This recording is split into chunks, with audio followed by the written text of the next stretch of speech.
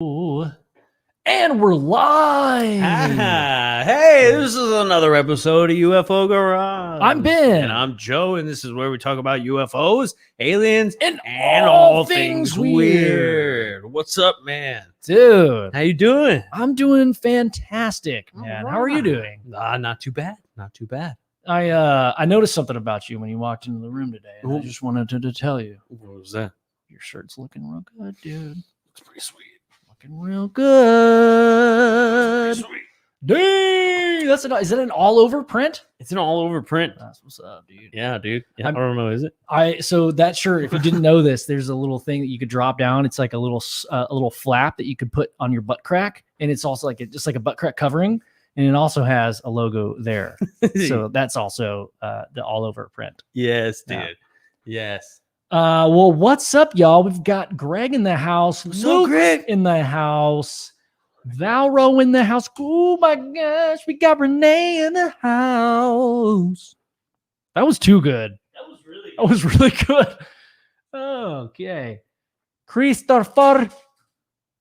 What's up, Dan? How's it going? Grandmaster. What's up? Oh, Dave's here. Dave is first. Dave is first. Yes. Hell yeah. Dave from Space Out Radio. Y'all check him out. Hell yeah. Well, thanks for hanging out with us tonight, you guys. Yeah, dude. So today is the 1st. July 1st. July 1st. You know what that means, dude.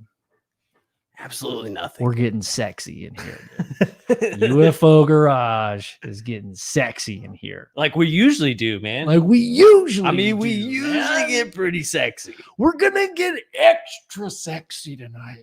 We're gonna read. We're gonna read. We're gonna read. Yeah, that's the ultimate sex appeal. yeah. Just nobody can turn down a guy that can read, right? Yeah. Shane, what's up? Sup, guys? Yeah, what's up, dude? Valro, so the UFO Garage, the Garage Band album. That's we're on UCR, the Unidentified Celebrity Review on Monday. Michael kept slipping and calling us the UFO Garage Band. That's good. That should be like an endeavor that happens, though. I know, because we actually play music. Yeah.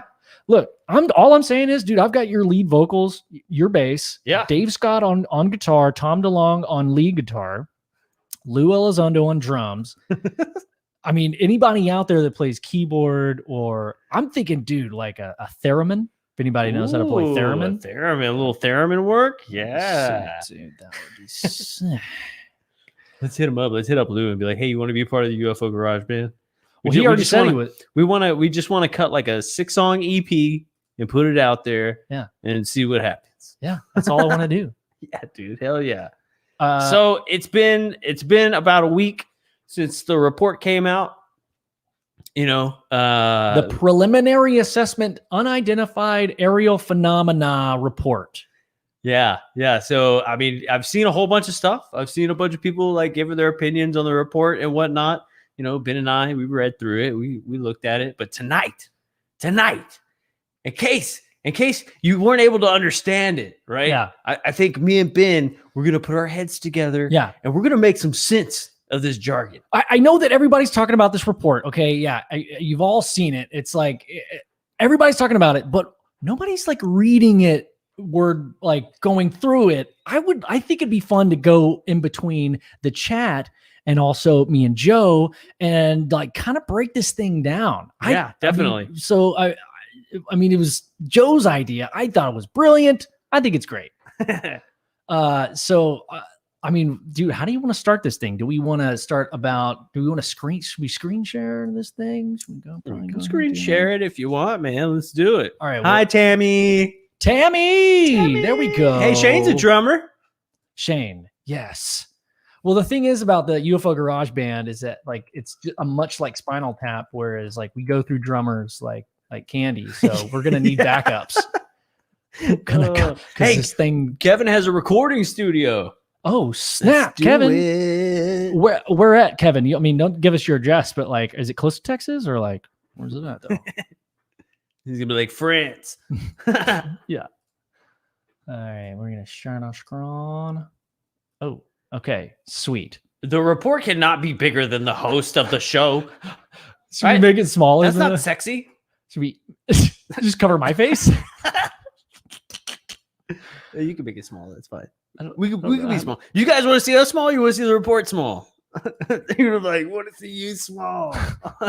Get out of here! Damn it!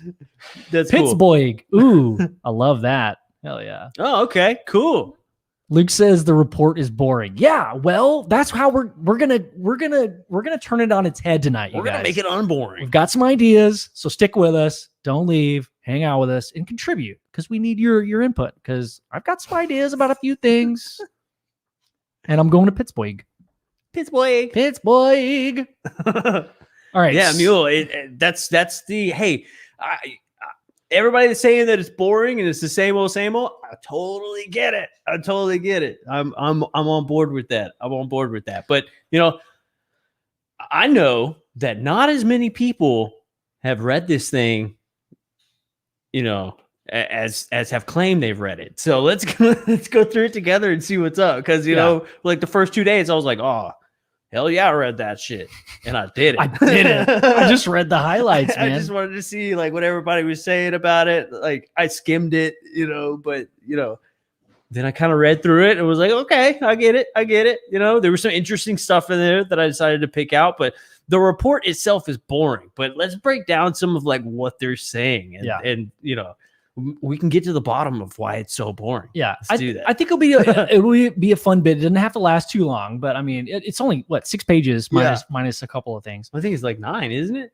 Well, there's like the cover page. Cover page doesn't count. Yeah, and then there's like a couple. There's like 2 pages of like if you have questions or something. And then there's the Joker that's in there, and the Joker doesn't count. What? Okay. All right, we'll get to it. Dude, all right. So first off, I would just like to say that this logo, like, there's a lot going on, man. Yeah, dude. Office of the Director of National Intelligence, United States of America. That's some American shit. That's all I wanted to say. Pretty American, right? That's all I wanted to say. Also, okay, first thing to note is preliminary ass. What is preliminary ass? What does that mean? Tell us. That's what we need to know. To mow. So preliminary assessment, which means this is the first one of many. Yeah. Right? Yeah. And there's going to be a lot more. Also, this is the first one. UAP, unidentified aerial phenomena. So here's something that I have a question of, just right in the title, right? UAP, we've heard unidentified aerospace phenomena, right? Yeah. So like, isn't that like something specific that you have to say, like if you're wanting documents and stuff like that? Like if you were to file like a FOIA, you'd want it to be, unidentified aerospace phenomena. Yeah. Who was speaking at UFO Congress the first year that we went?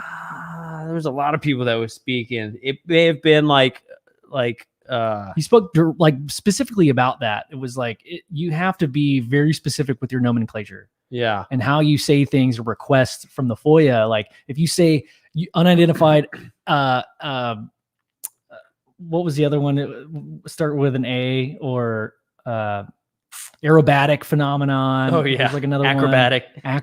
But like you had to be very specific. And that brings to mind, I mean, I know we're just getting to the title. I promise this is not going to take forever, you guys. Yes, this is like just a second.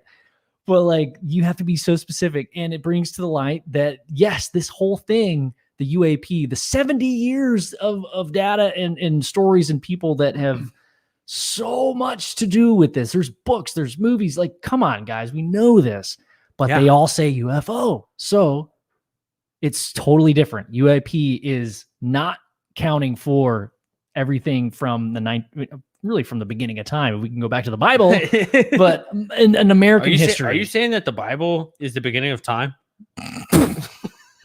No. I could see why you would ask that. I did say that from the beginning, because that's when books, time, like from the Bible. When books are made, that's when time started. Okay, so yeah, my question is is it unidentified aerial phenomena or is it unidentified aerospace phenomena? You got aerospace phenomenon. That Because was the other I feel one. like I've even heard like Lou say Not aerospace phenomena. Like I've heard many people say it's actually aerospace phenomena. So if right out of the gate the government fucked this up and called it unidentified aerial phenomena when it's actually supposed to be aerospace, does that mean that this entire report is a lie? If we have to be specific, shouldn't they? Should they not have said UFOs and UAPs and all the acronyms? Should they have spelled it out? Well, no, because their directive was in the COVID bill that was snuck into the COVID bill to make this whole report in the first place was specific to UAP. And in the bill, it said you have to tell us all the stuff about UAP, not UFOs, dude. Yeah. So all they had to actually do is do some research on whenever that acronym started. Yeah, whenever they started. If I'm wrong in that, please somebody help me out there. But that's the research that I did. That's why they only say there's only been 144 reports, is because of that specific term, UAP. Yeah. Yeah. So that's why there's only 144 cases that they whatever. So anything from Project Blue Book, totally out the fucking window. Yeah. Everything before 2004. 2004 up to now. All right. So, dude, scope and assumptions. Yeah. This preliminary report is provided by the Office of the Director of National Intelligence in response to the provision in Senate Report 116-233, accompanying the Intelligence Authorization Act for fiscal year 2021. Super fiscal. I'm so fiscal right now. That the DNI, in consultation with the Secretary of Defense, is to submit an intelligence assessment of the threat posed by unidentified aerial phenomena. There it is again. So right? I answered that question of like, it's stating, why are we doing this? Yeah. So it does specify UAP. It doesn't say UFO. It says UAP. So we're only going to go back to 2000 info. I'm just really like hung up on like what the A stands for. Yeah. So do we know? Is it aerospace or is it aerial? They don't spell it out here, dog. They don't. But they also want to know the progress. The Department of Defense Unidentified Aerial Phenomena Task Force has made in understanding this threat. So what you looking at over there? Oh, I'm just saying. Kevin says that there's an FBI document on Black Vault from 1947, which was the same year as the Roswell crash, that uses the term UAP. Interesting. Did not know that. Thank you. Very interesting. Hell yeah. Love that. So okay, sweet. So it's not just a clever name. Yeah, it's not something new. It's like, all right, awesome. So we're building. This is a community. We're all learning together. Awesome. That opens up so many different windows. This is going to take forever. Okay. We'll come back to that, dude. Thank you for that, Kevin. Yeah. So UAPTF task force, man. Yeah. Still, they're not spelled. Well, they did spell. Well, okay. So UAP, they kind of did spell it out there. So later, unidentified aerial phenomena task force. So they know that it's not aeronautical. It's aerial, right? What was the other one? Aerospace. Yeah. I don't know why I can't remember that. Because like aerial is just in the sky, but aerospace is like System of a Down. It's in space. Oh. Aerials in the sky. Okay, so report provides an overview of policymakers of the challenges associated with characterizing the potential threat posed by UAP, while also providing a means to develop relevant processes, policies, technologies, and training for the U.S. military and other U.S. governments, USG personnel. Come on, dude! And when they encounter UAP, so the community, I see ability to understand the threat. You were doing a terrible job at reading. You just skim through like he did the first time. I'm just saying that's a run-on sentence. It is very much so. That's a lot, bro. It's a lot. It's almost like a paragraph. It's a lot, man. Okay, so The data set describes in the report is currently limited primarily to U.S. government reporting on incidents occurring from November 2004 to March 2021. Data continues to be collected and analyzed. So it's starting from 2004 to March. So much has happened between March and now, dude. Oh my God. Dude, there's been a lot of stuff that's happened. I mean, like, so in the first little line, right? They're saying, let's see, the report is provided by the Office of the Director of National Intelligence. Okay. Yeah. And they're responding to the Senate asking for this. So who's it? Who's providing it? Provided by the Unidentified Aerial Phenomena Task Force. So the task force was initiated when the bill was signed and like approved? No. So it sounds like the Senate is requesting this stuff. Like, I guess National Intelligence provided the report because the Senate asked for it. Okay. But the National Intelligence is getting their stuff from the UAP task force. Okay. So they had to like go and ask the task force, like, hey, let me see all that cool stuff you have. They were like, okay, here's some shit. Right? Yeah. So when did the UAPTF, when was that?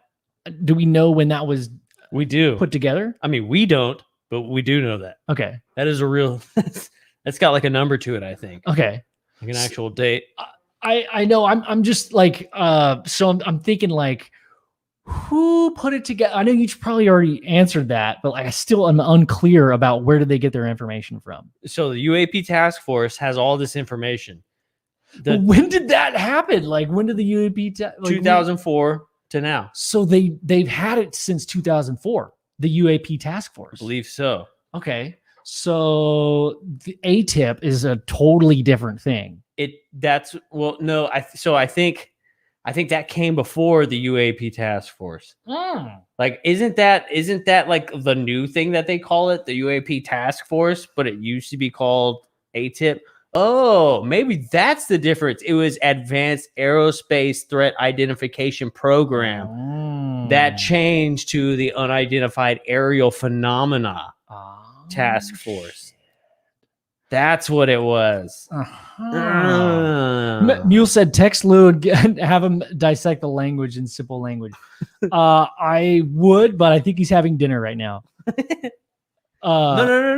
No, because he's in a different time zone. Oh, yeah, we should text him. It's only like 6:30 there, I think. Hey, Lou, you're live on the podcast. What are you doing? What are you doing? What do you have for dinner? We can have some? He's like, we're having ostrich.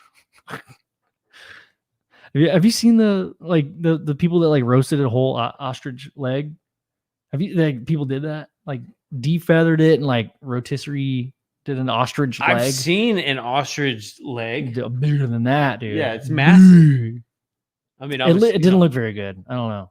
Oh, I bet it's amazing. It didn't look very good. Have you had ostrich egg? Nah. It's delicious. I bet it would. Have you really? Yeah. No way. Yeah. Shit. It's massive. You know how like in Taylor, like on the Loop, there's those people that have that ostrich farm? Yes. Yeah. That's where you got the egg? No, I'm just saying, like, it's possible though. I'm sure those brought to you by that ostrich farm on the Loop outside of Taylor, Texas. Yes. And the Koch brothers. So we broke down that first half, right? Okay. Right. So we don't really know which came first. If anybody in the chat knows which came first, the UAPTF, the chicken or the ostrich egg, or ATIP, let us know. But so we're given a date, which is 2004. November. Because wasn't ATIP shut down? They're like, we're not doing this anymore. It? We're gonna call it the UAPTF now. Wasn't it? Yeah, I don't know. I'm going based off of hearsay. I don't know. I don't know. Gary would know. Gary's always down. Hey. So we broke down the first one, right? The Senate was like, yo, we want to know about the UFOs. And the intelligence community was like, okay, well, we'll have to talk to UAPTF. UAPTF was like, okay, we'll give you all the stuff from 2004 on. And they were like, okay, cool. That's all we need. Yeah. Well, it was like a search and find, only things that pertain to UAP. It wasn't UFO or disc or flying saucer or cigar shaped or USO, anything like that. Shane, yeah, OSAP was first. I do remember something about that, like AUSAP. No, I think it was AWSAPP. Who was? I think is what it was. Man, I wish I could remember who was giving that speech or that talk at UFO Congress talking about that. Dude, it was. Are you sure it wasn't Knapp? Are you sure Knapp? It was George Knapp. He was there. George Knapp. Okay, that was George Knapp talking about that. And he also showed us that picture of some really crazy, like, recovered materials. Yeah, it was pretty nuts. That was awesome. But yeah, so maybe we just text him and see. Hey, George, what are you doing? What are you doing? He's like, I'm eating dinner. Are you having ostrich too? And he's like, no. And you're like, okay, bye. You like forget why. And then when you hang up, and we're like, that dude was eating hot dogs. Yeah. I want a picture of George Knapp eating a hot dog now. Someone out there has got to know Photoshop well enough to do that. But don't be weird about it, okay? Yeah, don't be weird. Don't be like, all right, just put all right. All right. We're gonna call on UFO Twitter. Hashtag. It's a hot dog, but it's a Tic Tac in the middle instead of the hot dog, the weenie. Hashtag George Knapp. Hashtag holding hot dogs. eating hot dogs. Yeah. Nothing sexual about that statement. I just think like that's a random food that would be kind of funny. Dude, it's about to be America's Day, so hot dogs are on the brain, bro. We've got a fridge full of them. Full of them. Bob Lazar is hiding in a cave. Oh. Yeah. Yeah. I'm seeing it. I don't know. He did just post on Instagram an interesting post where he's selling some blueprints, some handwritten blueprints or hand-drawn blueprints of the sports model. I don't know if you guys follow him on Instagram. Do you follow Bob Lazar on Instagram? I don't actually. I should. I assumed he was like such a recluse that he wouldn't have an Instagram. Yeah, I guess he does. He's on Instagram. That makes sense. I don't know who's posting for him, but it's definitely like he's signing these blueprints of his memory, and it's a lot more in depth than what they show in the documentary, in Jeremy Corbell's documentary. Yeah. It's pretty cool. I don't know. That's pretty sweet. I kind of want one. Dude, I want to see all the damn CIA's UFO pics as well. Yeah. I want to see it too. Yeah. You know what'd be hilarious though? Is if they're just as shitty as all of ours. Yeah. They're all gonna be bad because like what I think what our idea of it is, just for a second, we'll take a break, is that from looking at a big second like boring. I know. We'll get past it, you guys. But like taking a photo, like that was one of our first episodes 2 years ago. By the way, we haven't even said anything. It's been our 2-year anniversary for a month now. Yeah, it has been. So we're 2 years old. Yay! Yay! But yeah, like we're so terrible twos. Yeah, get ready. It's pretty bad. It's going to get worse. We're gonna bite. We're gonna start biting. But yeah, like if you try to take a photo of something that's defying the laws of gravity, can it not be okay that it's not easy to take a photo of that thing? Like if it's vibrating, let's say in a different frequency of matter, like if something's moving without any signs of traditional propulsion, it makes sense in my mind that they're doing something weird with frequency of like atoms. And when you start vibrating things, like, yeah, they can get hot, but like, then I think about like heat waves and how they can mess with the light spectrum and how they can kind of wave things away. Yeah. It's not like you think of like gravity waves and how they can bend light, but also heat can bend light in a way, like heat waves. So I don't know if I sound like a complete dumbass by saying that, but no, I'm just saying like maybe it affects it. Maybe I'm just not so easy to take a photo of something that's defying the laws of gravity. I don't know. I would say that's true because it seems to be pretty hard to get a photo of one. I've You know? tried. I mean, we've all got like these like random little photos, but it's like it's hard to have a good camera What? at the right time in the right place. So what do you? Okay, so the clearest photo I've ever seen is what Jocelyn Buckner showed us. Yeah. So what do you? That shit's crazy. That's in the documentary you're putting together. What do you? I showed Luke that, and he didn't really have the best reaction. It really wasn't like an astounding. He was like, okay, well, okay, I've seen that. So what do you think? Are you telling me that that's real? That's the reaction I got. So I don't know. What do you think? You're like, yeah, it's a Polaroid from like the 1970s. Yeah. And it's got the stamp on it. Man. So is that an actual UFO? It's the most clear UFO. It's the most clear picture I've ever seen, dude. So clear. What's the one? Damn it. It's like there's like it's an old black and white photo. And Andrew Gnomes, what's up, brother? Sorry, I had to say what's up. There's like this. I think there's like a lady standing outside, and there's being a photo being taken. And there's like a saucer like up in the corner. I forget the name of the photo, but that's a pretty good one too. You know, one is this related? I'm not remembering. Is it one that Jocelyn shared with us? No, it's just another random photo. Oh, got it. Yeah. I don't remember. I mean, so I kind of want to show people it, but it's like I have to like scrub through our trailer. I don't want to show our trailer again.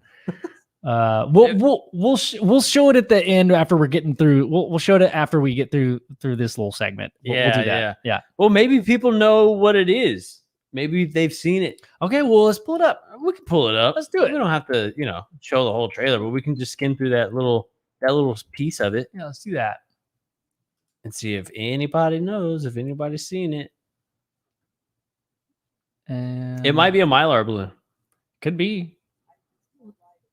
No, it's before that. It is. I think. Okay. Hi, I'm Melinda Leslie. It's me, Jim Goodall.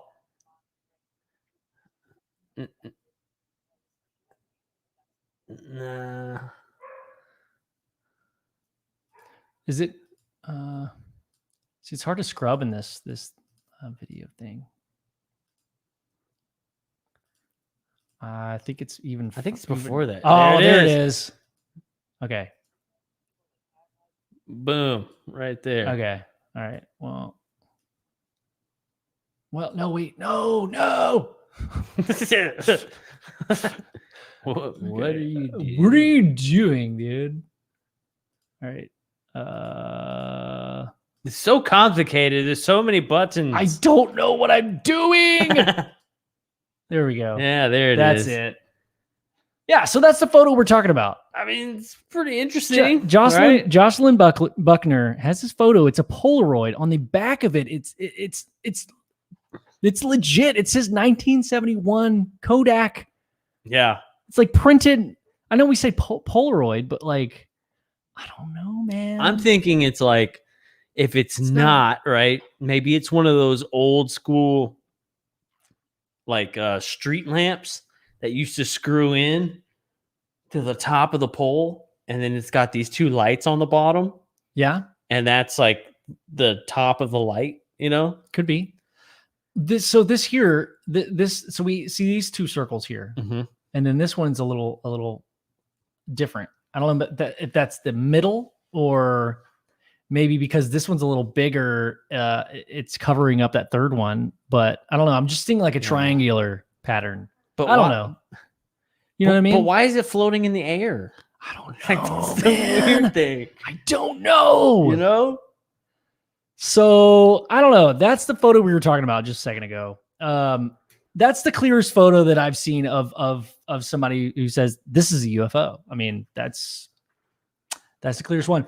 So Luke was like, I don't know. Like, are you saying that's a real UFO? Yeah. And I didn't know how to answer that because like, it's so strange. It's like we've always talked about. Is if anybody were to ever be given evidence, would you believe them?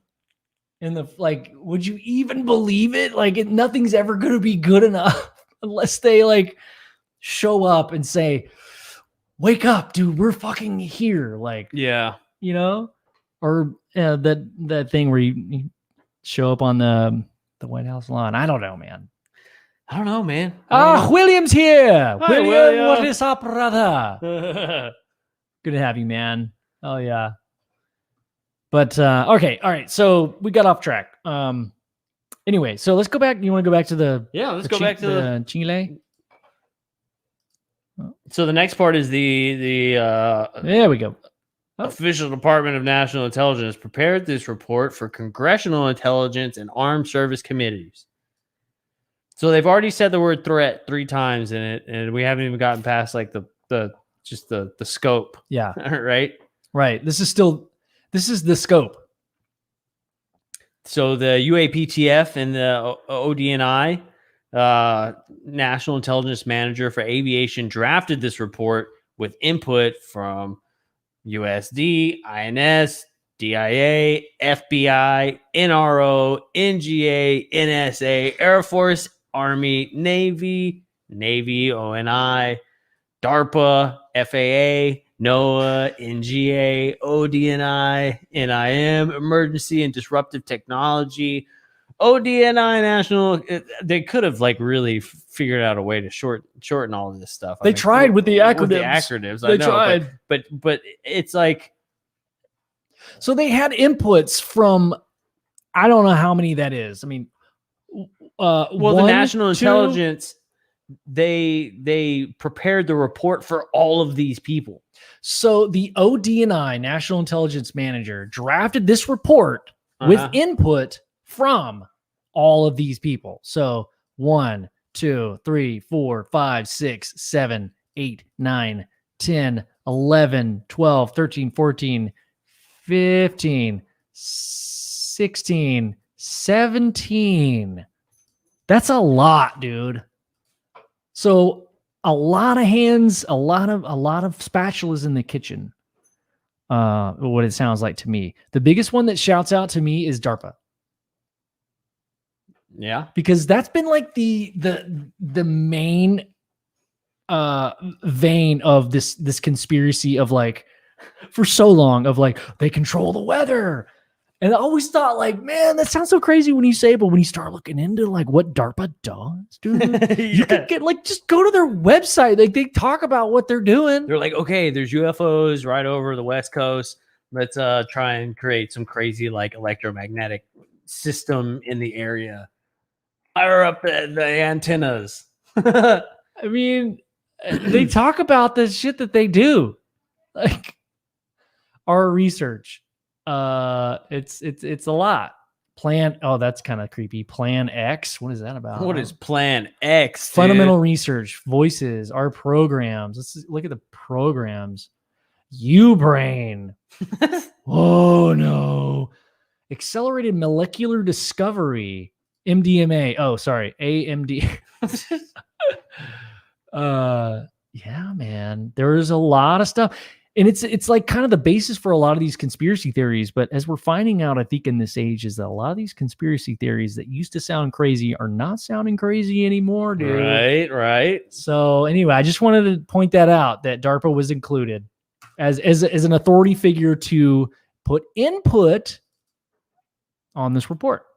So if they were, so say like one draft of this was 17 pages, 1 page per entity. And they're like, cut that down. We're not ready for people to know about this. Cut that down. And now it's 6 pages long. And each little entity out of the 17 entities has at the end of it, like a sentence that's okay to show the public, the unclassified version. Right. You know, it's there. Like I've worked for so many tech companies. Like that trade secret aspect is so like people are so fucking like scared about people copying their research, not just to make money, but in this case, like a government entity. I can see where they're coming from. It's like not only can you get your research stolen or like an idea expressed, you know.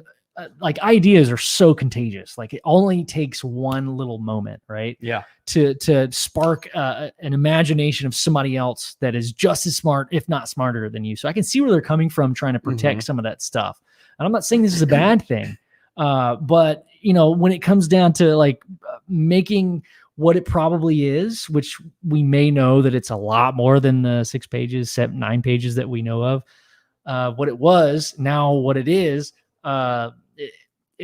it's just weird seeing like what sentences they were allowed to put in. So I guess It's also interesting to think about the fact that everybody's only been talking about like the Navy and stuff lately, but they obviously listed 17 different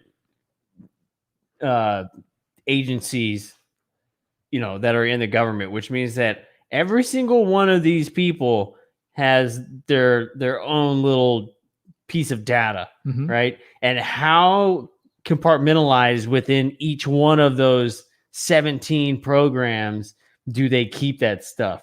And so when they went and asked all of them, I can only imagine like they were probably like, oh, well, we don't want the DIA to know about this, Like Dude. the FBI is like, well, we don't want the NSA treading on our territory. The NSA is like, well, we don't need the NGA poking around here, Yes. So like, I wonder how much like other cool shit that they have that like nobody just wanted to give up the information on certain things. Exactly. 17 different little outlets. Yeah.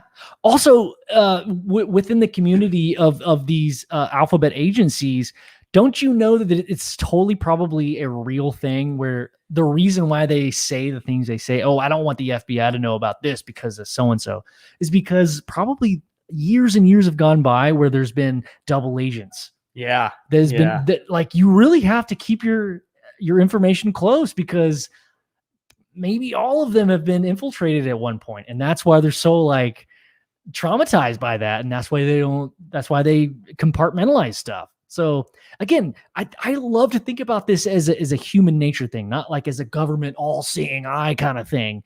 I love to think about that because that's fun, but like breaking it down into a human thing, it can make sense if you think about it as 5 people in a room. One person's kind of always talking about drama or whatever. You don't really want to like tell that person all your secrets. You kind of want to hold a little bit to your chest. Now scale that up to times 1,000. Yeah. You don't want to be jabbering to just anybody. Yeah. Unless it's on purpose. Absolutely. But yeah, 17 different entities gave input on this entire thing. I think that's something to be said, dude. Yeah. This next little piece is kind of strange because it's under assumptions. Various forms of sensors that register UAP generally operate correctly and capture enough real data to allow initial assessments. But some UAP may be attributable to sensor anomalies. So, that's not really okay. That's the only assumption they made, or is that okay? Yeah, no. So this whole thing is an assumption. Executive summary. So this is the first thing. So they're saying various forms of okay. This is why we're doing this, right? Like, let's go back and actually break this down. Yeah. But is that just an assumption?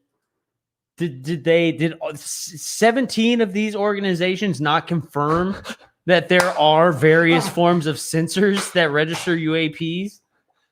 Yeah, like what do you mean assumption? Like we're assuming there's various forms of sensors that register UAP generally operate correctly. Shouldn't they be informed by this time after 17 different entities confirmed it? Like there should be some kind of like Venn diagram. Yeah. To confirm some of this shit. I don't understand what assumptions means. Like that doesn't make any sense. But that's also a cool statement if it's not just an assumption, if that's really what's happening. That they do have various forms of sensors that register UAP. Yeah. And they usually operate correctly. Yeah. Enough to get real data. I love this sentence, dude. Yeah. Like it's so dope. Whoever wrote this is like a master of like they did it well, man. Yeah. But some UAP may be attributable to sensor anomalies. So there's a couple of trigger words is various, generally, and anomalies. We've seen that, but like various, that's so broad. Come on. Right.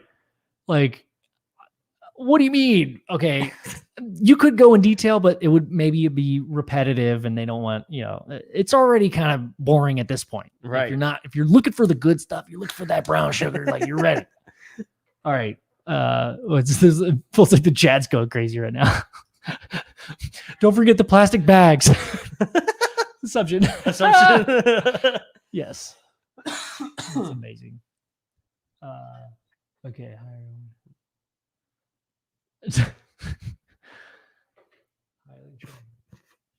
Yeah. Good point, Will. And Tammy. Yeah.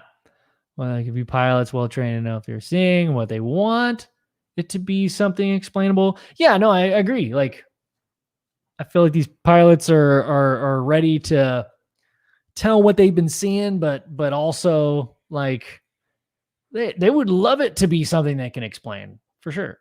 Yeah. They don't want to make assumptions. But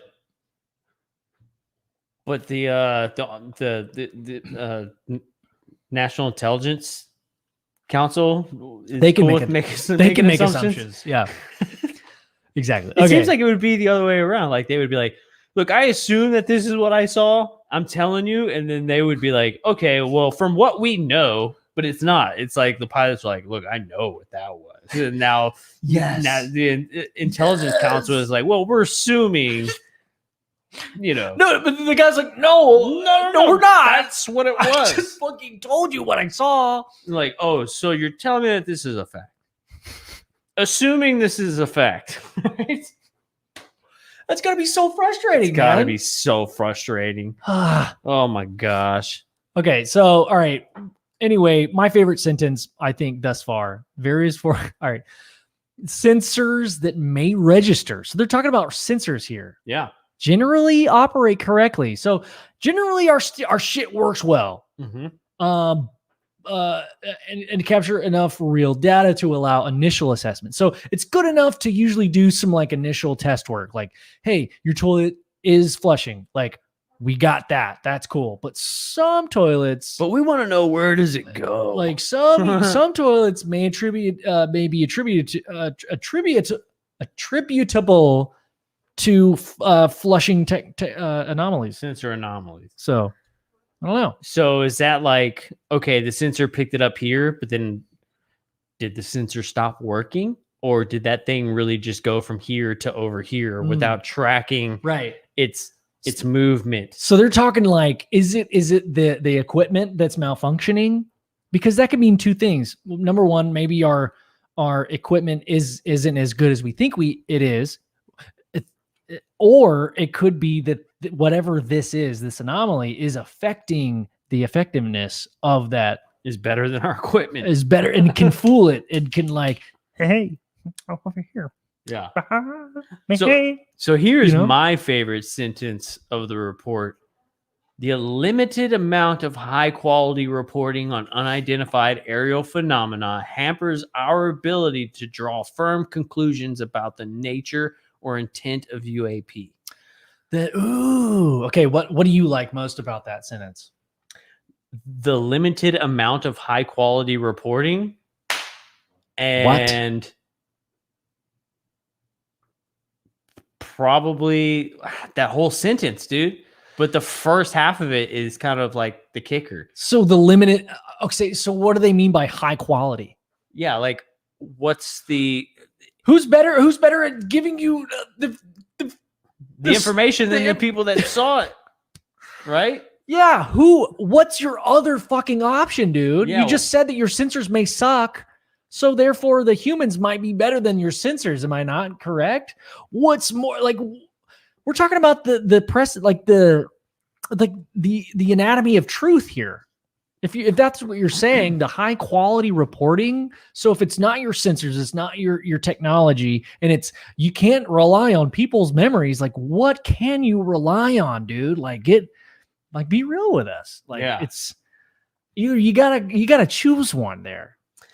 But they stay completely a third party about it. They're not like giving up anything with this, which I think is very smart. Honestly, I think this whole thing was really well written. Honestly, like, I'm not sitting here talking shit about this thing. I'm just like, Who? Well, that's why nobody likes it. There's some nuggets in here that like, this is why we're doing this. We're questioning it, right? Yep. Like going through it, like you have to do it. So the Unidentified Aerial Phenomena Task Force considered a range of information on UAP described in U.S. military and intelligence community reporting. But because the reporting lacked sufficient specificity, ultimately recognized that a unique, tailored reporting process was required to provide sufficient data for analysis of UAP events. So many. Seriously.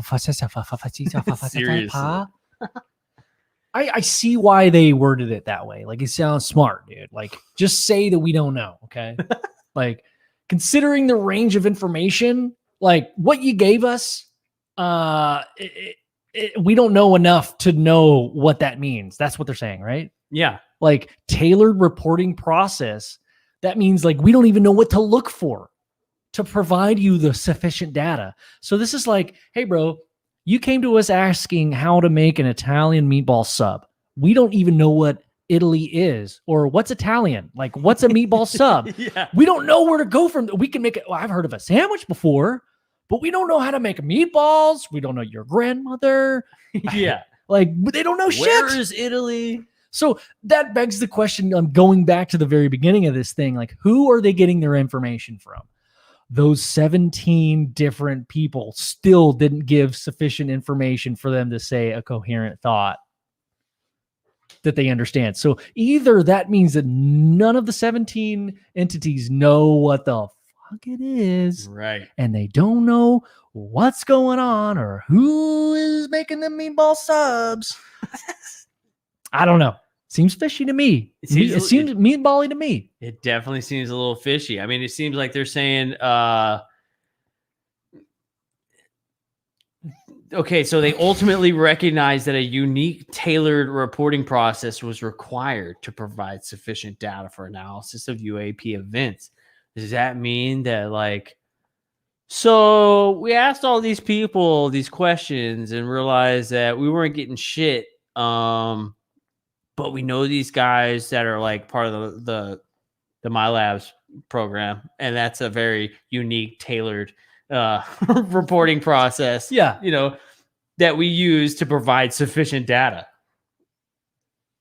And I'm sounds like a circle, man. I'm going way out in left field. No, I love it. I'm saying some MyLab shit, but like, you know, how come they weren't mentioned in the report? Yeah, where's MyLabs at? Yeah, that's an acronym. Yeah, a government acronym. What if it was, dude? What if it was in there? What if MyLabs was in that bitch? Oh my God, Melinda Leslie would have she would go crazy. Oh my gosh. Which, hey, we might show y'all a video of Melinda. Melinda Leslie took Joe and I on a Skywatch, and we saw some shit. Yeah. We might show it. I don't know. Yeah. If enough people want us to show y'all some shit we saw in the sky, we'll show it. It's pretty cool. It's pretty cool. We posted a little bit. We posted it on Twitter, I think, but we can show it live if we want. But you can hear Melinda in the background. Dude, that was so much fun. Oh my God, that was crazy. So dope, dude. She's such a great. Oh my gosh, yeah. Like, just knowing what to look for. Like, I could go on up a whole tangent. I know we're like in the middle of looking at. All right, let's go back to it. So what we're saying is they're saying, hey, this needs to be a specific thing and a specific set of rules of how we look at this thing, but it doesn't exist yet. Is that kind of what you get from it? Like, no rules have been put in place? They're like, yeah. So we got all this information, but after going over all this information, we realized that there needs to be like a different way to file this, report it, and for us to be able to collect more data. There's just not like enough, right? Because even if you see something, right, some people are like, dude, it was up there. I saw it for like 8 seconds. Like, you can only describe 8 seconds so much, right? You know? Yeah. So does that mean that they are going to, like, that's the thing, at the end of this thing, they don't really say next steps, which means, okay, again, this is a preliminary report. It's just, hey, here's our baseline, which I think we have to keep in mind this whole time. Like, I can make fun of this whole thing. You and me can make fun of this whole thing all night, dude. Yeah. How dumb it is. But like, look, it's actually kind of dope. Right. Like what they gave us is fucking dope. If you read between the lines. So what we're understanding from this now is that they actually do have a process, right? Yeah. As a result, the UAPTF concentrated its reviews on reports that occurred between 2004 and 2001, the majority of which are a result of this new tailored process to better capture UAP events through formalizing reporting. So what's this new? What does that mean? Exactly. What is the process? Like, that would have been kind of cool, right? Yeah.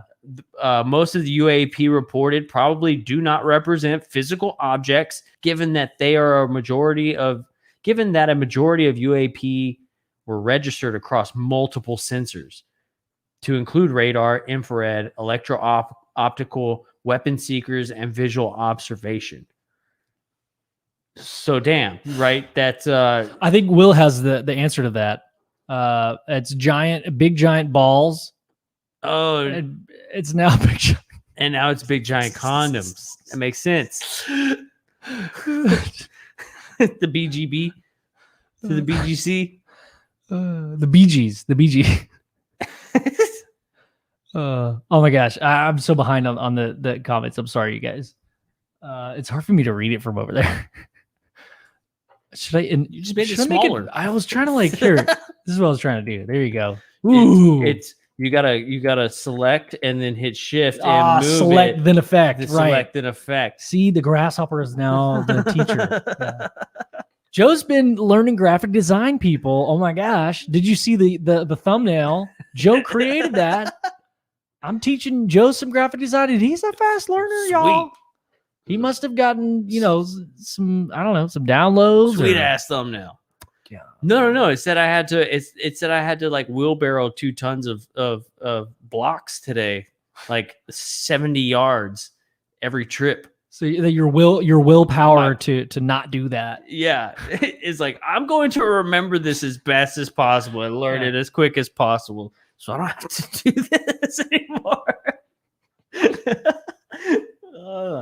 Technically, I didn't have to. I was just being nice and helping out. But fuck, like, he's a nice guy.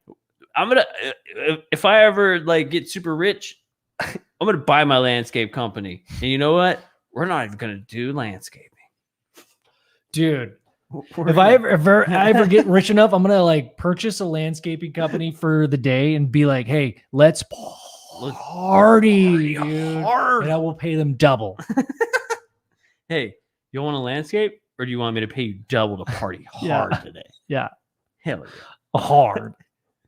Don't forget they disclosed an additional 70 plus pages and 18 to 20 videos to Congress before they recessed until the beginning of September, so no one can call them up and ask questions. Right. So, William, you're right. They are sons of bitches. So they recessed, meaning that they can't, whoever was in Congress cannot speak about anything while the process of recess is going on. Due to the judicial system. They need to stop playing on the playground, come back from recess. Get off the damn slide already. They're just playing around on the merry-go-rounds.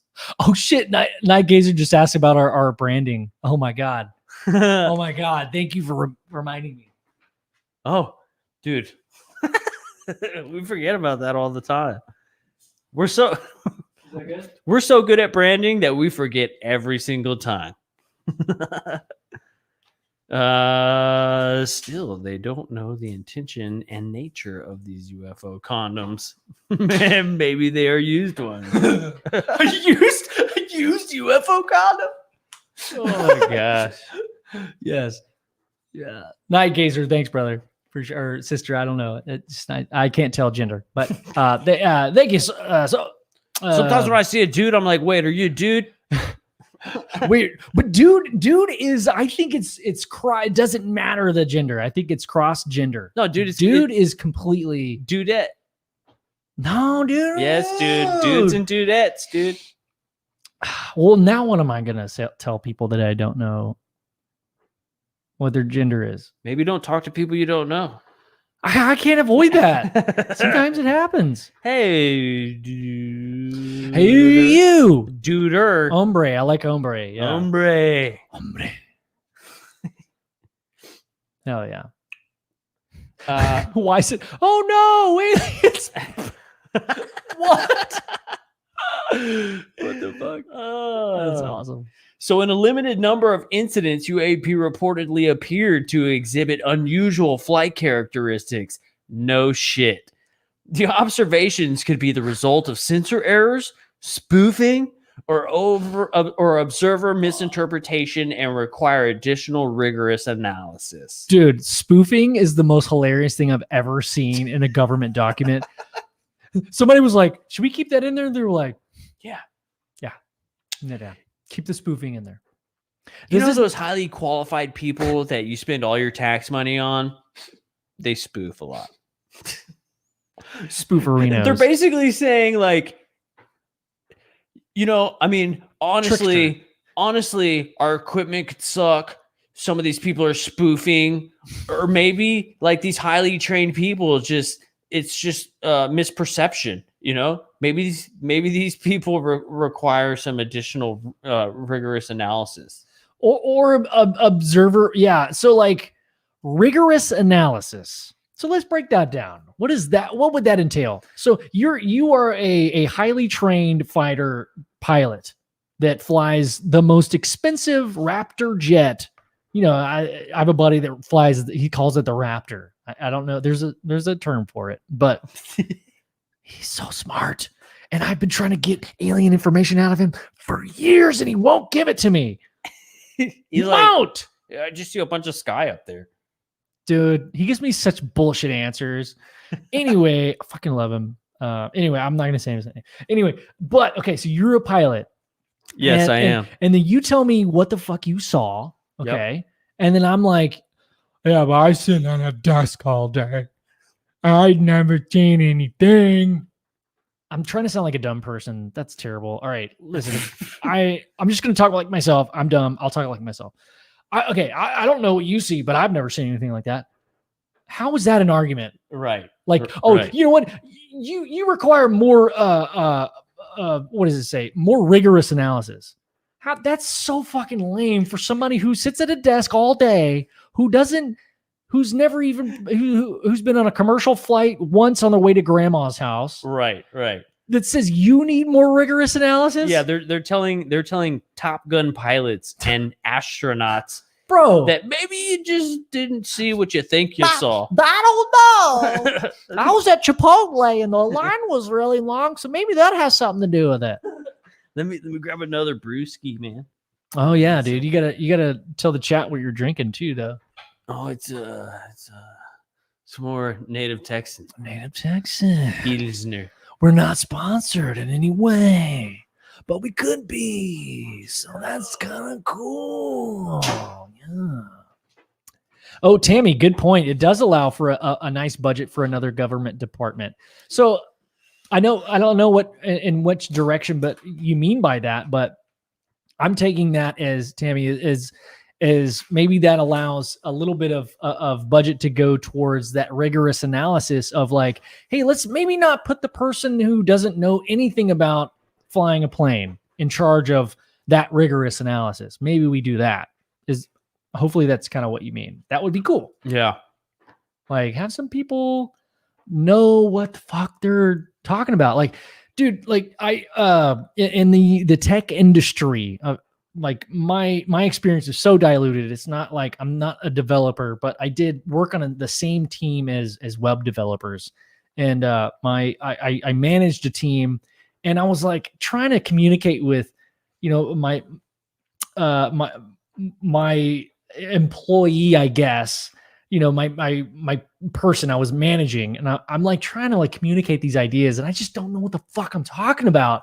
Like web development is just like way over my head. And I'm like, dude, I don't even know why I'm your manager, dude. Yeah. I don't even know what I'm talking about. I can't represent you. I feel so dumb. I'm only here because there was nobody else. Exactly. That's exactly the point, man. Yes, dude. Like you're speaking a different language. I am not, I should not be allowed to be your manager. You should have somebody who knows all the intricacies of your everyday life. Like same goes with pilots. I mean, talking about rigorous, the fact that the word spoofing is involved. So This little section right here, to me, it also is saying, hey, in a limited number of incidents, hey, this is the crazy shit right here. They're saying this is the crazy shit. And we're just going to tell you that it could be sensor errors or like people are fucking up. But this is only a limited number of incidents. These are the ones that we can't explain at all. Okay. So we're reading it as like, oh, these people just think everybody's idiots. But when we dig into it and we read between the lines a little bit, they're really saying, yo, there's some crazy shit that we cannot explain. Right. I think it's going to require some more rigorous analysis because it's so wild that we can't even, it doesn't even register for us. Yeah. Also, you made a good point. So you were saying that out of all of these reports, this is the only thing we're talking about. But what they actually said, dude, is that out of the 144, let me just make sure because I don't want to fucking. What they didn't say out of the 1,000, 10,000 reports, there was only, 12 that was right. It was something like, hey, help us out in the chat if y'all remember. I'm really bad at skimming, but it was out of the 144, there was one that they could explain. Yeah. So it's not, do you get what I'm saying? Like, it's not that they're saying that everything that they were reporting on, there was a small number. Out of everything that they are reporting on in this report, which is that number 144, somebody help me out, but only one of them. So they're talking about all of them are unidentified. Right. That's fucking cool. What's up, Steven? But again, that goes back to the whole idea is that this is about unidentified UAP. So that negates everything that could be identified. Yeah. So does that okay, so that maybe opening up a different window. Where's that line crossed? In this report, those 144, those were the best of the best. That seems pretty black and white to me. Yeah. So what rigorous analysis was done out of the millions and millions and millions and millions of stories to dwindle it down to those 144? Well, that also makes you think like, okay, well, if they started from 2004 and on. Okay. How many happened in that span of time that there was only 144 that they chose from? Ooh, okay. But they didn't mention that. They don't mention that. They don't mention that. But they only go from 2004 to. I kind of like that they didn't mention that. Because it's on theme with this report. That's why I think this report's badass. I think it's awesome. Like it's almost what they don't say. It's so specific and it's just so like cut the fucking fat out. I love it. I love it. It's almost like this report is like a paper version of Lou Elizondo, where it says a bunch of stuff without saying a bunch of stuff. Okay. But if you kind of read through the lines, you're like, okay, I see what you're saying. I'm picking up what you're putting down. Yeah, well, that's a theme in our interview. I feel like Lou didn't say, but also said a lot in our interview. But I went and like started because prior to actually having him on our show, I like specifically didn't watch him on other shows just because I didn't want that to taint my. He said taint, dude. Nice. Taint your butt, taint your balls. But like, I didn't want that to influence how we interacted with him or I interacted with him. So I purposely didn't even watch a lot of him. Anyway, but he does do that on almost every single interview is that he, you have to pay attention to what he's not saying. I think that's the catch-all there. Maybe that's not the word catch-all. Like my mind's thinking, I'm trying not to say the thing I'm actually wanting to say. Mule's saying there's 2,600 cases of UFOs reported in Paw last year, dude. So if there's 2,600 cases reported in Pennsylvania, yeah, and that's what was reported, how many cases do you think there actually are? But if that was just last year, right? they've got to have. That's why I say millions Yeah. each year, because that's one state. That's dude. one state. That's one state. And the fact that they just and not left, everybody's reporting it. And great point there. That's just the cases that were reported. Yep. Tammy. Are you talking about like we're on the right track? Because that's cool. But also it could be right on William. It could be William's on the right track. What does William say? Track. Ooh, I want to see what he says. Plus, if they're operating with physics that we have yet to discover, it would just appear as magic. Absolutely, dude. Mind freak. You heard that on Jeopardy, bro. If they're operating in another dimension that would not register with our high-tech equipment. Yes. Great point, dude. Yep. Yeah. So back to that first statement of this report is from what we are, our limited technology. This is what they said, dude. Like, this is why we have to break this down together, is like what they actually said in like fancy terms. Yeah. Is look, here's what we have. And we just don't know. And our shit is not sophisticated enough to understand it. That's what they said. Yeah. Is it, am I, no, I think that's kind of leaps? exactly what they're saying. So, William, you have a great point there, brother. Hell yeah.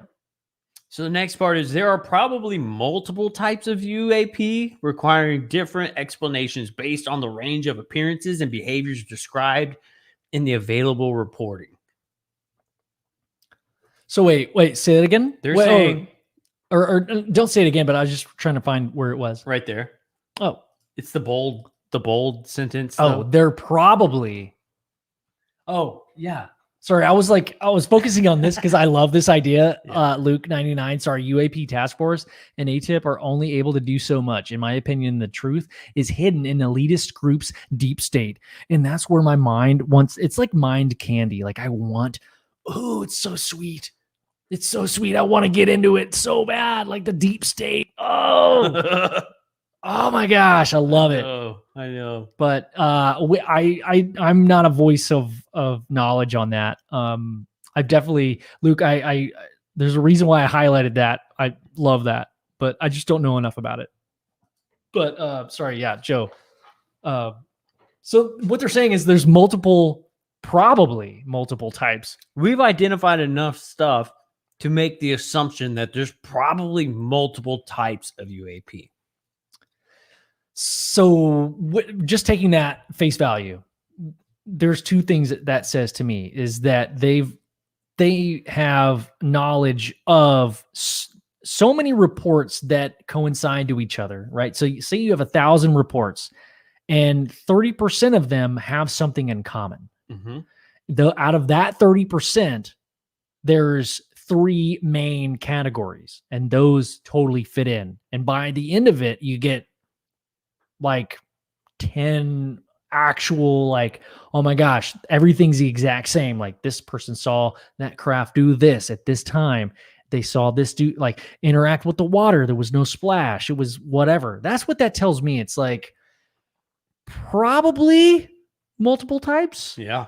But it also could mean, on the flip side of that, it could also mean that it's one type that it's capable of multiple different scenarios. Yeah. That's what that means to me.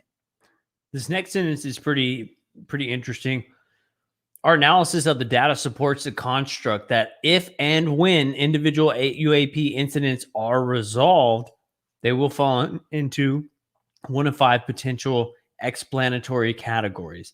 So before we even talk about the explanatory categories, let's break that down. Our analysis of the data supports the construct that if and when individual UAP incidents are resolved. What does that mean? So when this stuff happens, if and when it does happen, and they are resolved, which means that there has been some that are resolved. Let's just get rid of that if. It means supports the construct that when. Dude, you wouldn't put that when if it wasn't a possibility and also a probability, dude, like a high probability. Right.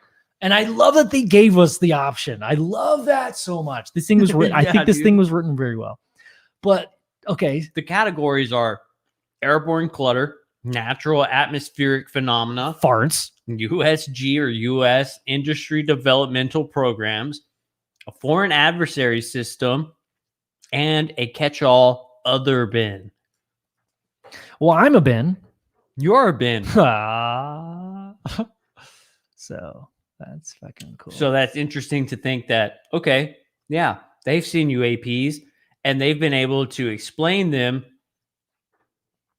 through these 5 different categories. But the most interesting to us is the other bin, right? I'm a bin. That means that there is definitely shit in the other category. So what they're talking about, it basically they're giving us backstory. Mm-hmm. This isn't about the things that I've highlighted. This whole report is not about the industry developmental programs, foreign adversary systems. It's not about that. The reason why they left this catch-all bin at the end is because that's what this report is about, dude. Yeah. That's what it's about. Absolutely. It's not about all this and the industry development. Yeah. Because we already know that shit happens. We already know what that is. We have telemetries and mathematicals and dots that go boom, and then the lights that go wink, wink, and then math. You know, that's how science works.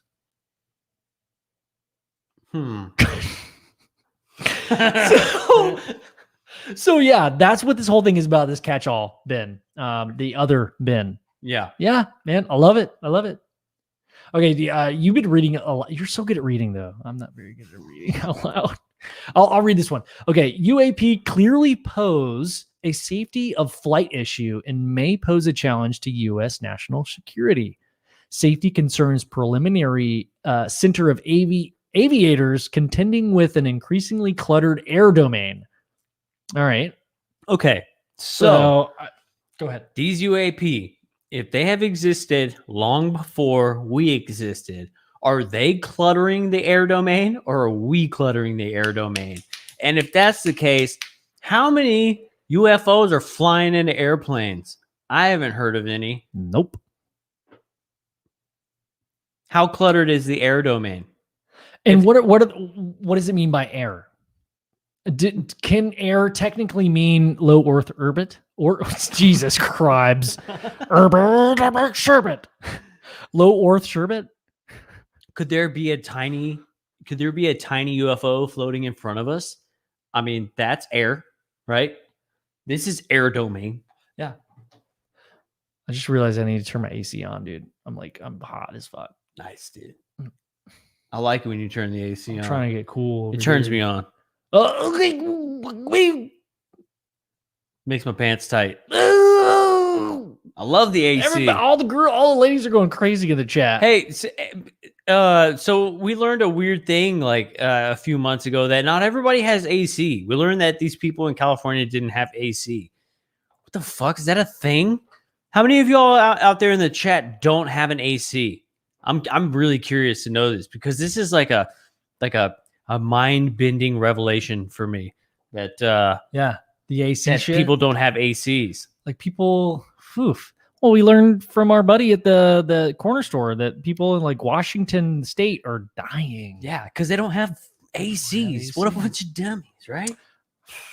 I thought it was the weirdest thing that the people in California are not a lot of houses have AC. I know. It's kind of wild. Weird. Greg, I'm 100% on board with that. I'd love to hear what Clownvis dude, yeah, I know, saw that as well. I was just watching his recent episode today.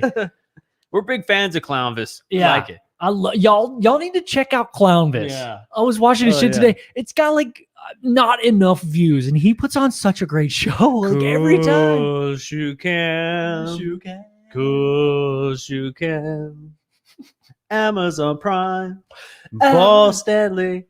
Amazon Prime. Paul Stanley. Cool, shoe cam. So we're going to get a shoe cam as soon as our UFO Garage sneakers come in. So that's going to happen. Yeah. Yeah, we got some sneakers up on the website. Hell yeah. They are in China. So the borders have, I don't know when you're going to get them if you buy them, but We did have one person buy them, so that's fucking cool. Dope. I need to. Oh my gosh, I need to shout out. Hold on, I'm gonna look up who bought it. I'm sorry. Mom. It was my Ma'am. mom. It was my mom. She bought them for you for Christmas. That would be about right, actually. Thanks. I mean, these are my shoes. David. Yeah. What's up, David? David, thank you for buying some merch. You guys are, David, you're supporting the podcast and it means a lot. You know, it's like you get a shirt, you wear the brand, fucking badass. People ask you about it, like, oh, cool. And then you get to tell them about these goofy dudes that talk about UFOs and aliens and all things weird. Also, the shoes, sorry, bud. I told you, I emailed you. I was like, dude, I'm sorry, but like it's things coming from China. I didn't realize that the production was from China, and it's gonna take a long time, dude. Aren't all the producers from China? Yeah, dude. DJ Khaled. He's not Chinese. Are you sure? I'm positive. Okay. He may have been made in China. We're the best. Oh, I want to hear about the AC stuff. Oh yeah. Go up.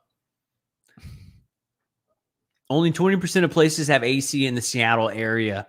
110 last weekend. Oh my god. Dude.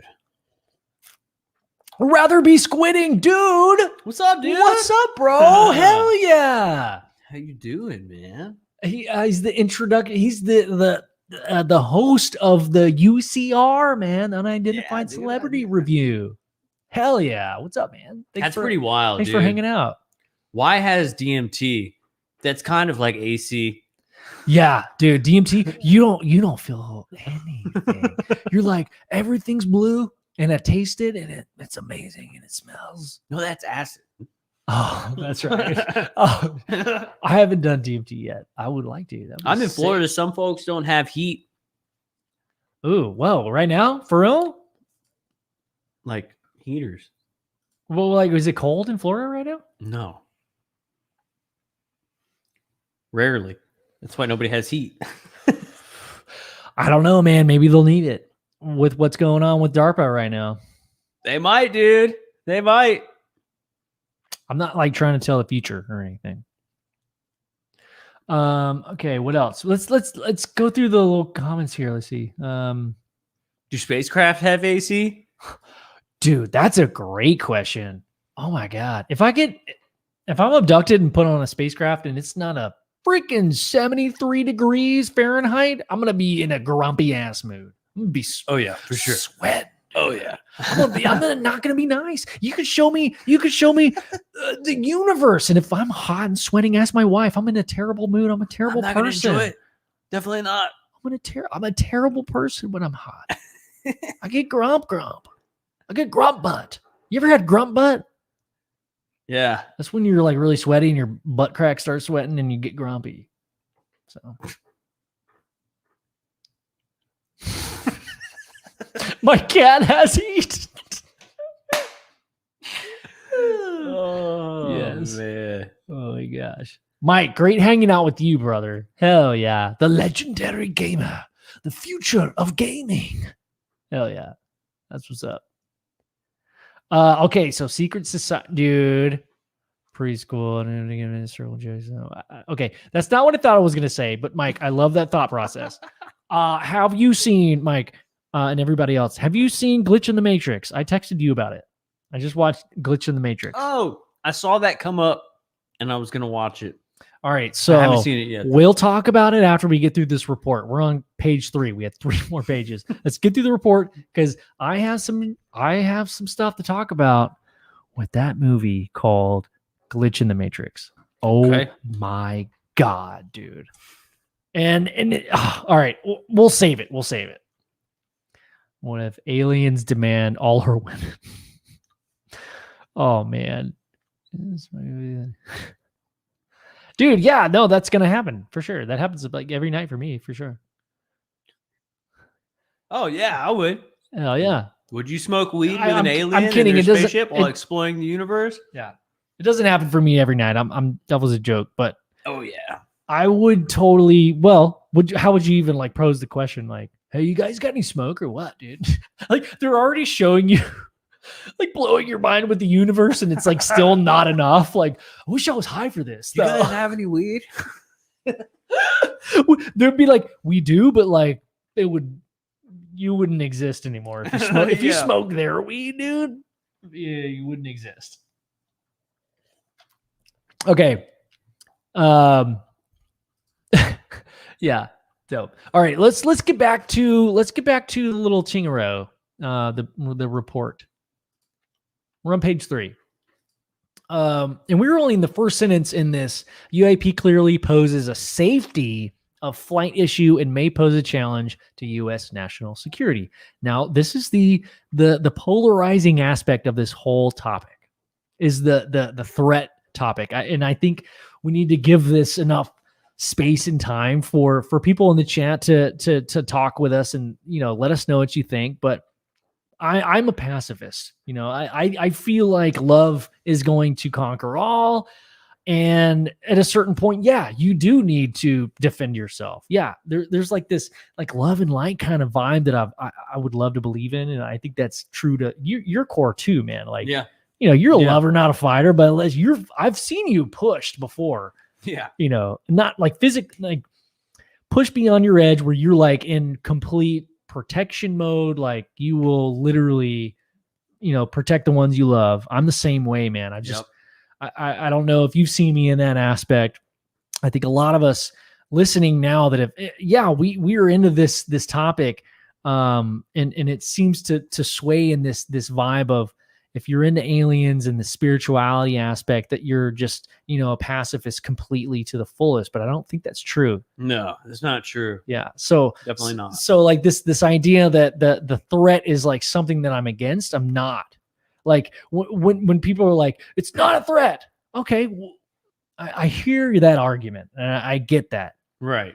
But also we've talked to people that have had terrible, terrible, terrible transformative experiences that have ruined their lives. Yeah. It was painful. That was just, man. It's a threatening scenario to be in, right? And that's just the abductee, the experiencer. Melinda Leslie said something to us that like completely like blew my mind, right? Remember when she said, imagine, you're taken by these ETs and occasionally they heal you. Imagine going to the dentist and your teeth are all messed up and they do all the work at once, right? Oh yeah, They do love all that. the work Yeah, at once. They right. pull all the teeth. They fix you up. That's very traumatizing. It definitely hurts, but they fixed you. Right. I loved that so much. So like, yeah, That's going to be in the documentary, but yeah, at first you're like, ow, that hurt. I was knocked out. I don't really remember, but now I woke up. I'm in so much pain.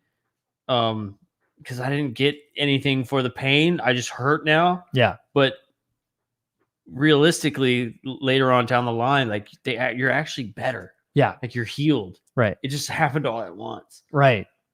That blew my mind. I'm so glad you remembered that because I totally forgot about that, dude. Yeah. Like that was so altering with my perception of this entire thing. And I think we're both just, and all of us, I mean, constantly learning. And we've talked to Melinda, what, like 100 hours at this point, like after knowing her. Yeah. I love Melinda Leslie. Oh my God. Melinda's talked for 100 hours. We've talked for like 18 minutes. Yeah. I can just sit back and listen to her stories though. Honestly. Yeah, dude. Yes. But like, I've never heard her say that specific thing. And it totally clicked. Like, yeah. if you were to go in to a dentist's office, you got one little pain problem and you might not even know it. Like today I was at the dentist and they were like, bro, your teeth are fucked. And like, I have no pain in my teeth, but they were like, you got a couple cavities. We got to take care of them. And I'm like, okay, well, let's do it before it hurts. Let's do it before it hurts. And they were like, okay, we're going to do it in steps. And I said, well, can we do it all at once? And they were like, no, you can't. And that pairs exactly what honestly, I'm telling you, I'm not making this up, dude. Like I literally said that like an idiot. Like you just do all of them. They're like, no, dude, no. But what You're gonna regret that. yeah, but what she said is totally right. Like, is it in the present moment that you do feel that it is a threat and it is hurting your physical body or your spiritual body? But in the long run, you realize that it was actually helping you. I Right. feel like that's such an It's an important part, but still, dude, I mean, you get some stories that people have been messed with in bad ways for a long time. yeah. So okay, so on the flip side of that, there are genealogical related. So it's passed down apparently from family. So if you are experiencing aliens, abductions, or sightings, somewhere down the line, you are related. There's a reason why it's happening to you. If you're having abduction experiences or crazy dreams of being abducted, like chances are your mother or your father has experienced that exact same thing. If you try to talk to them and they make you feel like you're crazy, don't feel like you're crazy because they're just covering up because they know what you're talking about, man. That's what I've been able to conclude. Why says, wish my girlfriend would have all her teeth pulled. What? Oh, Why? yeah, dude, yeah, No. a little gum action. Joe, dude, no. Gum action. Why? I mean, that's cruel. You should just wait till she gets old and her teeth fall out. God. That's y'all are fucking crazy. All right. So anyway, Chris goes, you know why?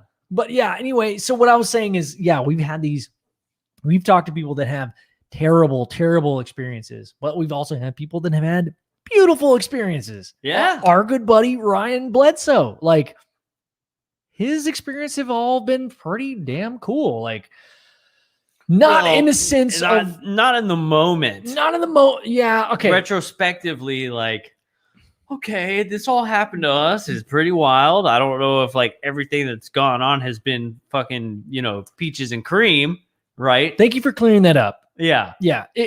I'm not saying his life has been easy But because of this experience, but there has been some incredible things happen. Yeah. That were pretty awesome. Yeah. Like I don't mean to tell his story. Also, y'all should check out Bledsoe Said So. It's an amazing podcast. Ryan Bledsoe just put out. It's fucking awesome.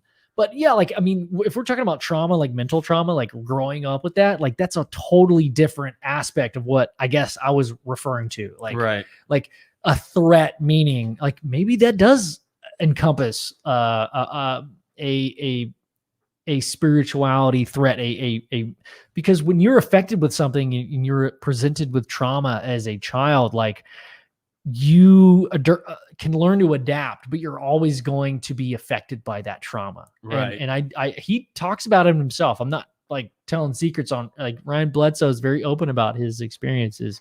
And by the way, y'all should check out his show. It's so freaking good. Bledsoe Said So.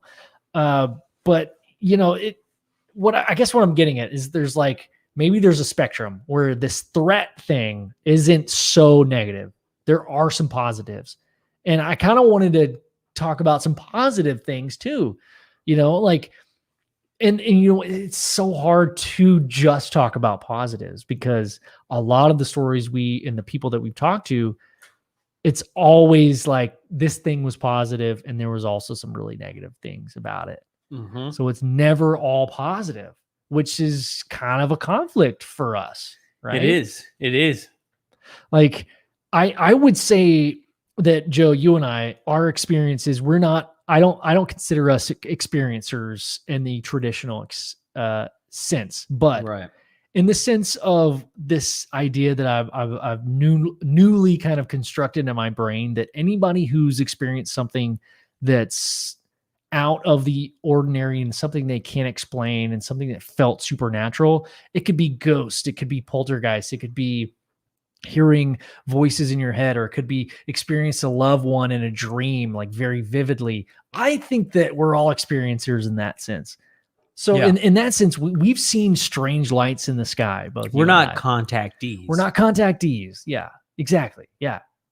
But we can kind of understand, like, look, dude, it can get kind of dark, and we've only just been tickled with that. And it can feel very strange and not comfortable. Like not knowing what the fuck's going on, you know? It's not all rainbows and sunshine. Definitely not. Definitely not. There's definitely a spectrum that it runs on for sure. Yeah. Okay. So anyway, let's get back to the report. William, hey brother, hey, dude, let me know what I want to join you for a D&D game soon. Thanks for hanging out, man. Hell yeah. Okay, so where were we? UAP clearly pose let me share this here. Pose a safety of flight issue and may pose a challenge to U.S. national security. Safety concerns preliminarily center on aviators contending with an increasingly cluttered air domain. UAP would also represent a national security challenge if they are foreign adversary collection platforms or provide evidence of potential adversary has developed either a breakthrough or disruptive technology. Dude, there's a lot of, like, I tripped up a lot in that. Like, what do you take away from that? They're considering it a national security issue because if they can't identify it, the UAP, okay, so the UAP would also represent a national security challenge that they are foreign adversary collection platforms. So if these things are from a different country, we need to figure that out. Right now, they're UAP, but it's a possibility. We don't think it is, but there's always a possibility that they're collection platforms. They're gaining evidence and data on all the stuff that we're doing and using. Yeah. And we can't do anything about it. Right? So they're saying that these UAPs could be evidence of potential adversary, that they have developed some sort of new technology that we know nothing about. So does that not explain the thing we've been talking about for like years, dude? Is that there's the possibility of a civilization that we just don't know about that's already on Earth? Can that not explain that? Well, it could be. Yeah, you're right. It doesn't have to be China, potential adversary, or Russia, or anything like that. It could be somebody we don't know about. Dude, the potential adversary. All right. Like, all that I think of when I see that term, a breakthrough, potential adversary, disruptive technology. Well, disruptive, I think of the kid who played Mark Zuckerberg in that movie, but like, all I'm seeing, dude, in my head, and I can't stop this vision, is that there is a civilization on Earth that we just don't know about, man. Think about this. There is this, let's say 1,000 years ago. That's a good amount of time, maybe 2,000 years ago. People were smart as fuck, dude. Pyramids actually made power, okay? And they were like, all right, this is too much. We got to go and be on our own. There's like a small number of people, like 200 people, let's say. Yeah. And they had their children or whatever. And they said, look, let's just go. And we can stave off anybody because we're on this island. And nobody could reach us because nobody knows how to build ships, because we used to build their ships because we're the smart ones. Yeah. So a few thousand years went by and civilization caught up. That gene passed on somehow. And now we're catching up to this smart civilization that has been protected for thousands of years. That's always been there. They were just like, hey, y'all are fucking dumb and like aggro, and I don't like your vibe, and I don't like this masculine, whatever. Yeah. You know? They're like, we're going to do our own thing. We're going to do our Over own thing. And like For like ever, they've been just telling us we don't I don't know, Antarctica or like the entire Atlantic Ocean isn't just water. Maybe there's like a continent out there, and it's this whole conspiracy theory. I mean, we love can't it. go. We can't see it. We right? can't do it. Have you been in a spaceship?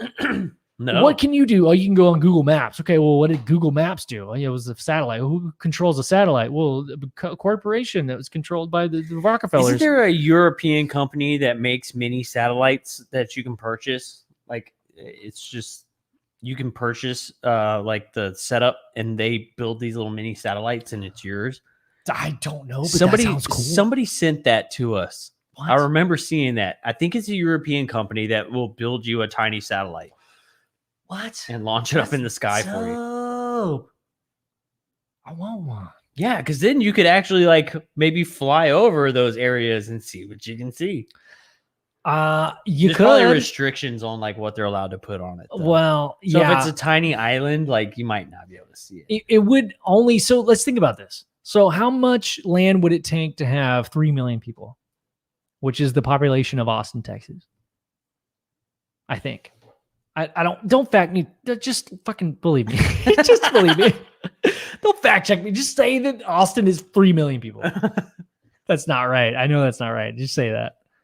But like, that's not a lot of land comparative. Like out of the vastness of the ocean, you could easily, it could be blotted out by a cloud. Oh, absolutely. How many satellite images have you seen of a clear ocean? There's always clouds. There's always precipitation. Always something, right? So it'd be pretty fucking easy, even if you had a little, back door into that satellite. Like, hey, this area, like, just don't show that. Don't show that to the satellite for Google, and Google may not even know. That's how smart they are. Though. Well, somebody in one of those 17 agencies works for Google. Probably 2 of them. Yeah, more than one, for sure. Yeah. All right. Well, let's keep going. We're on page 3. Let's keep going. I love that combo though. Consistent consolidation of reports from across the federal government, standardized reporting, increased collection and analysis, and a streamlined process for screening all such reports against a broad range of relevant USG data will allow for more sophisticated analysis of UAP that is likely to deepen our understanding. Some of these steps are resource intensive and would require additional investment. So we're going to call it a threat so we can get more investment from you so that way we can go in and collect more data. So all of that, which was, well-constructed sentence, was all bullshit. All they had to say is like, hey, we need more fucking money and like give us funding so we could pay the people that are good at what they do. Like we can't just make things like you can't just throw money into government and say just fucking do it. You have to like hire people that are good at what they do. Which isn't exactly because I know everything about the government. They love hiring people that know what they're doing, right? That's what I love about the movie Arrival. Is they reach out to what's up, girl? What's up, girl? I'm trying to think of her name. I can't think of it. I thought I was gonna I don't know her name either. Anyway, she's hot. Anyway, but reach out to the scientist lady, and she knows what she's doing. She doesn't work for the government, but that's how I would love it to happen. Like, hey, some weird shit's going on. Would you like to figure this out? They're private contractors. Privates? Contractors. Privates, contractors. No, private contractors. Oh, got it. But that's how it should be. I don't know. Maybe that's how it already is. So we need funding to pay these people to leave their job, their steady job, to work on this one project. Yeah. Imagine being told oh, no. We love your work, but you have to quit everything you've ever worked for, your tenure. You're working for Harvard or Yale, and we need you to quit. And someone else is going to take your place, and you can never have that job back to work on this one fucking project. Yeah. Imagine how hard that has to be for someone who knows the science. Have you ever thought about that? Yeah. Collegiate people, smart people. That sounds so dumb talking about it. But collegiate people. But like, I would imagine that's how it would happen unless they would to say like, all right, Yale, like you can't hire somebody else to take her position or his position if we like borrow him for a little while. Right. know? Yeah. But what they're saying is, look, we need money to get more data. We need some We money. need some monies. All right. Available reporting. So this is where it gets in page 3 is really where it kind of it gets interesting because there's a different color. Cool. But I think we've already gone through the most interesting part of it, dude. Yeah. I mean, we're gonna go through it. But I don't know, man. What do you think about this? Limited data leaves most UAP unexplained. ... That's such a boomer fucking thing to do. That's so aggressive, dude. Like, it's like are you mad at me now, dude? Like, available reporting largely inconclusive. All right, after everything you just said, all right. So obviously on page 4, someone else is writing this. Because everything they just said was pretty dope. And then oh wait. All available reporting largely inconclusive. Somebody was like, all right, who was fired from the Times the Times newspaper 40 years ago? Let's come up with a newspaper article. It's like the guys that directed Game of Thrones wrote the first few pages, and then the last people that directed Game of Thrones wrote the last few pages. Yes, yeah, exactly. Like, wait, what's happening now? Yeah, they were like, hey, they had an offer for a better report. It'd be hilarious if on this page they say, "Do not refer to pages 1 through 3." Yeah, yeah. So limited data and inconsistency in reporting are key challenges to evaluating UAP. Limited data and inconsistency. I want to know what the inconsistencies are. I mean, is it radar inconsistencies, right? Probably visual inconsistencies. There's probably inconsistencies in the UAP themselves, right? Their means of tracking these things may not all work. If we refer back to page 2, they may not all work on different types of UAP. So it's hard to collect data from that, which I guess I could understand that. Yeah. I mean, they're talking about reporting. They're specifying that the inconsistency in the limited data is based on reporting. So not that it didn't happen. It's just the way that it's being reported. Or the inconsistency in reporting where, like he was saying earlier, I forgot who said it, but there was 2,600 cases reported in Pennsylvania. Well, that's just what was reported. If there was more consistent reporting, we'd have a better idea of how many and who all of this is affecting. Right. But so we don't have that information. So yeah, like what does that mean, inconsistency? Last month there was 20. This month there's 5. Next month there's 100. Why would that have a factor in any of this? The frequency of sightings? Or why would that have a factor in it? Well, they would have a factor because they want to know how often do these things show up. What? If there's an inconsistency in the reporting of how much stuff is actually there and showing up, then how are they supposed to have like correct data? So are they presuming that if this whole thing were to be, this phenomena were to be legitimate, there needs to be a consistent like FAA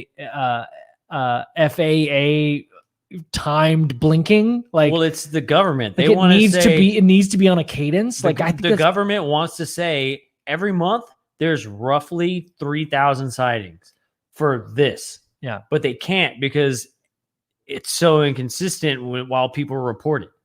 So they don't like that. Like that's they just can't put that in a data sheet and say, here you go. Right. They can't. So their values that they that this whatever entity places on truth relies on a couple of pillars, and one of those pillars is consistency. So consistency of reporting. Whatever. So that threshold has to be like, unless I guess I'm trying to like look at the what is it, South Africa or Australia, the schoolyard kids, yeah, where the UFO landed and all those kids from school saw it. Can you imagine going through the reports of those kids? They all saw something different, but they all saw the same thing. right, How inconsistent that report must be. right, and then it never happened again. So that's very inconsistent. So what attribute are they applying to that inconsistency to? Is it the number based on years? What's the timeline? What's the the XY ratio? You know, like, is it the amount or is it the amount of people? I don't think that really plays a factor. I think the inconsistency in reporting. So if these kids all reported something that happened, but everybody's story was completely different, that's very inconsistent. It didn't have anything to do with timeline. Oh, okay, it didn't got have it. Okay. anything to do with when, where, right? It's just the reporting of what people are seeing. Gotcha. Right? Okay. Maybe Commander Fravor saw something, right? But a different pilot saw something a little bit different. That makes sense. All You right, know? that makes more sense. It doesn't visually seem the same to everybody else. There's a general idea of what happened, but the way people report it and what they saw is completely different. So it's hard to gather any data off of something that everybody saw something different, Right. which may just be a part of the phenomenon Right. in the way that it appears to you. Yeah. Yeah. Sammy said they're only counting reports made to them. So, I mean, yeah, I guess for some reason, I went too granular with that. But like, I think, I don't know. I can't be the only one. Maybe I am. But the okay, that makes a lot more sense. So let's say one mass sighting happened and everybody says something differently. That's an inconsistency in reporting. Right. Okay. Exactly. All right, got you. All right, Exactly. thank you for clearing that up. You're smart, dog. Smart. No! I'm reading a document. Joe Smart. We're reading documents. Okay. No standardized reporting mechanism existed until the Navy established one in March 2019.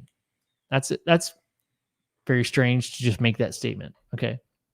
The Air Force subsequently adopted that mechanism in November 2020, but it remains limited to the USG reporting. We all know what USG is. The United States gnomes.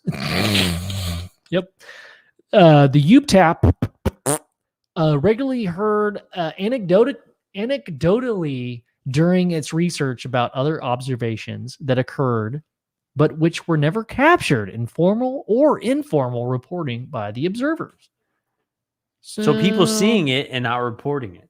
Yeah, that's exactly what they're saying. Like, yeah, like shit happened, but like there's a reason why people haven't been reporting because of you, Yeah. Mr. Government. Obviously, they just established a mechanism in 2019 and 2020. So for the past 2 years, there's been a way for you to report a UFO sighting.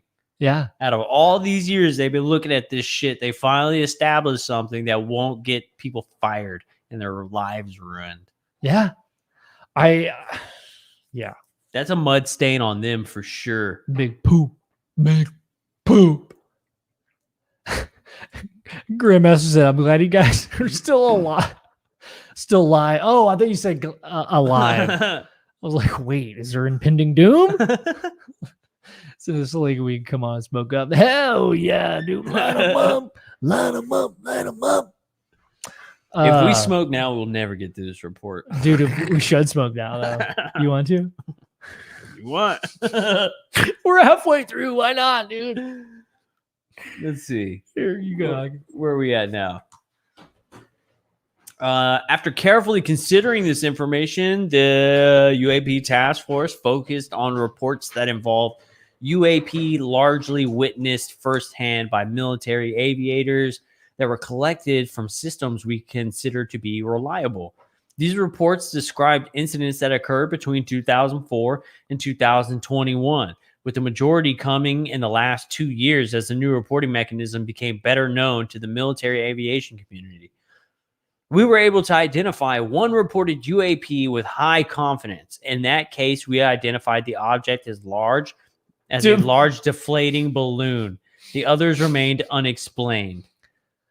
Yeah. I love that they they added that. Like deflating balloon. They didn't just say balloon. They said deflating balloon. A large.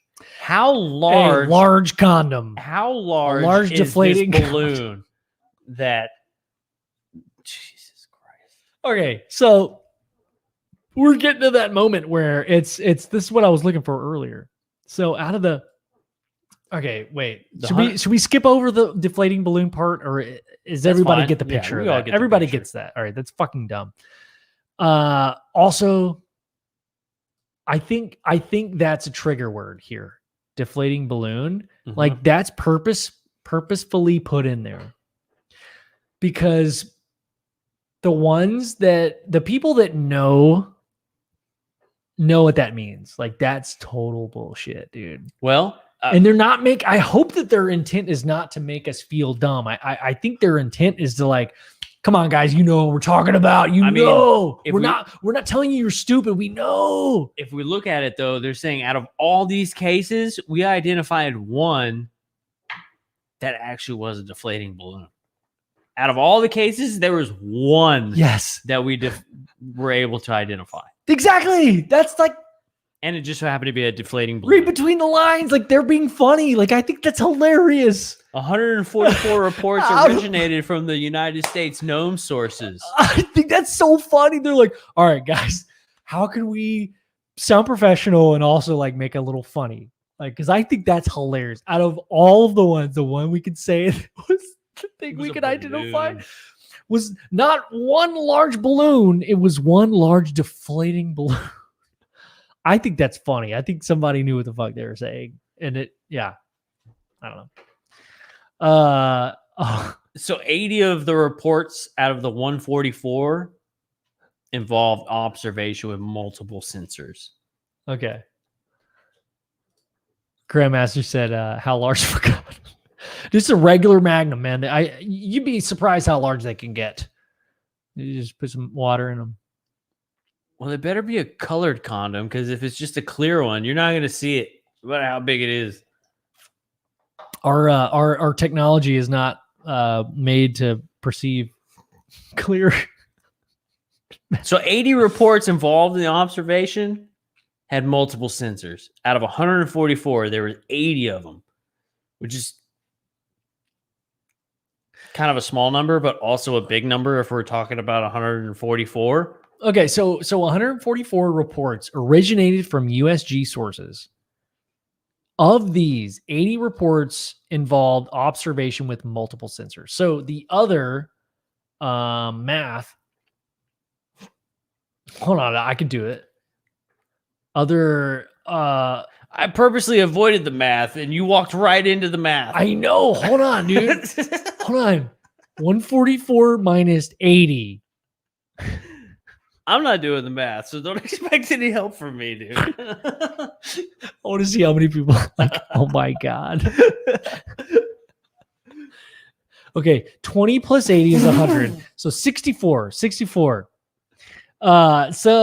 I mean, they're out of that many, like, I don't know, like, that's a lot.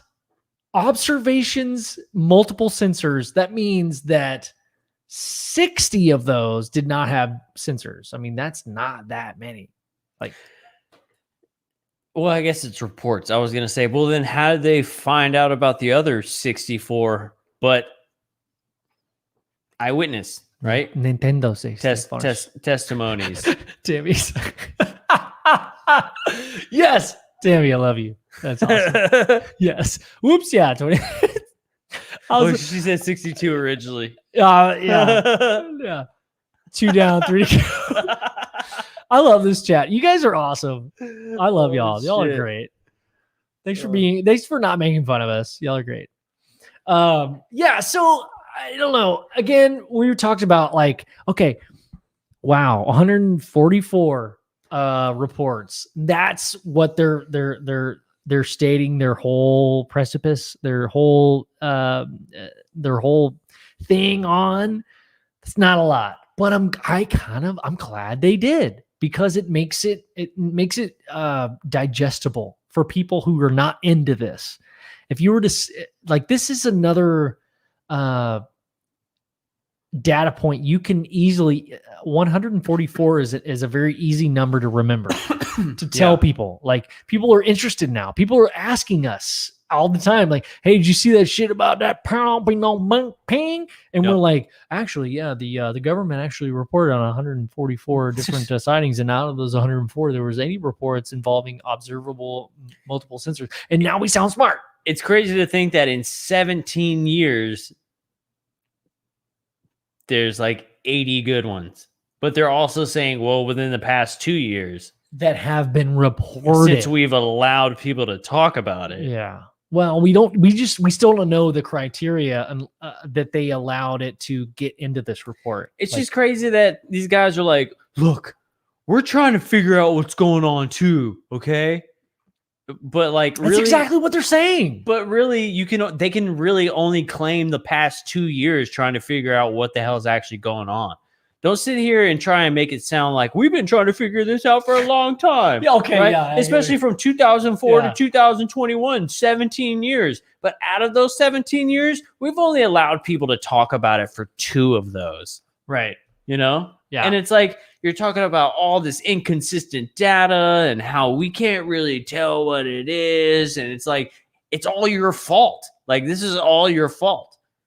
That's kind of what this report says as well. Like, hey, like they're admitting it. Like, look, we fucked up for 70 plus years by making people just sound crazy. Within the past 2 years, we've allowed people to talk about it, but we just want to let you know that we don't have enough data to really, kind of go into it too much, right? Which we know is bullshit because they do have a lot of data. They have a lot.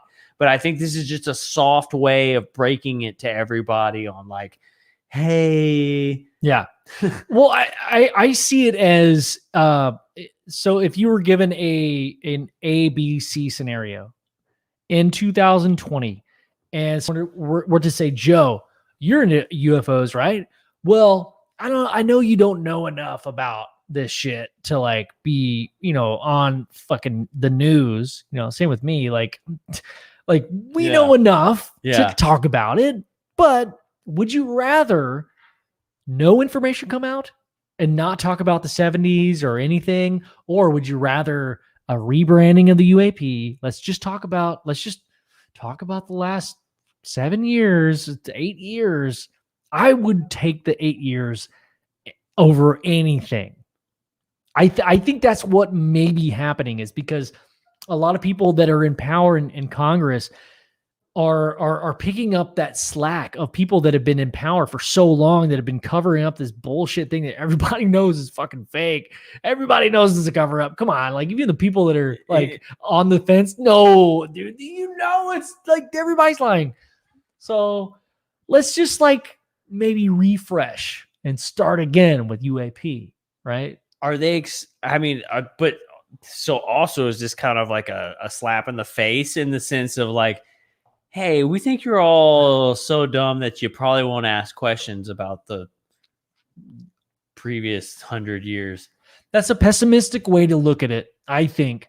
But it's also, I get it, because I thought of that exact same thing at the beginning. I was like, what the fuck? Like you made me look like an idiot. Yeah. They're dumb enough to not ask questions. Right. They're going to be just happy enough that we're starting here and we're actually going to start talking about it. It's going to, you know what I'm saying? Like, that's how I felt in the beginning. It's like, I don't know.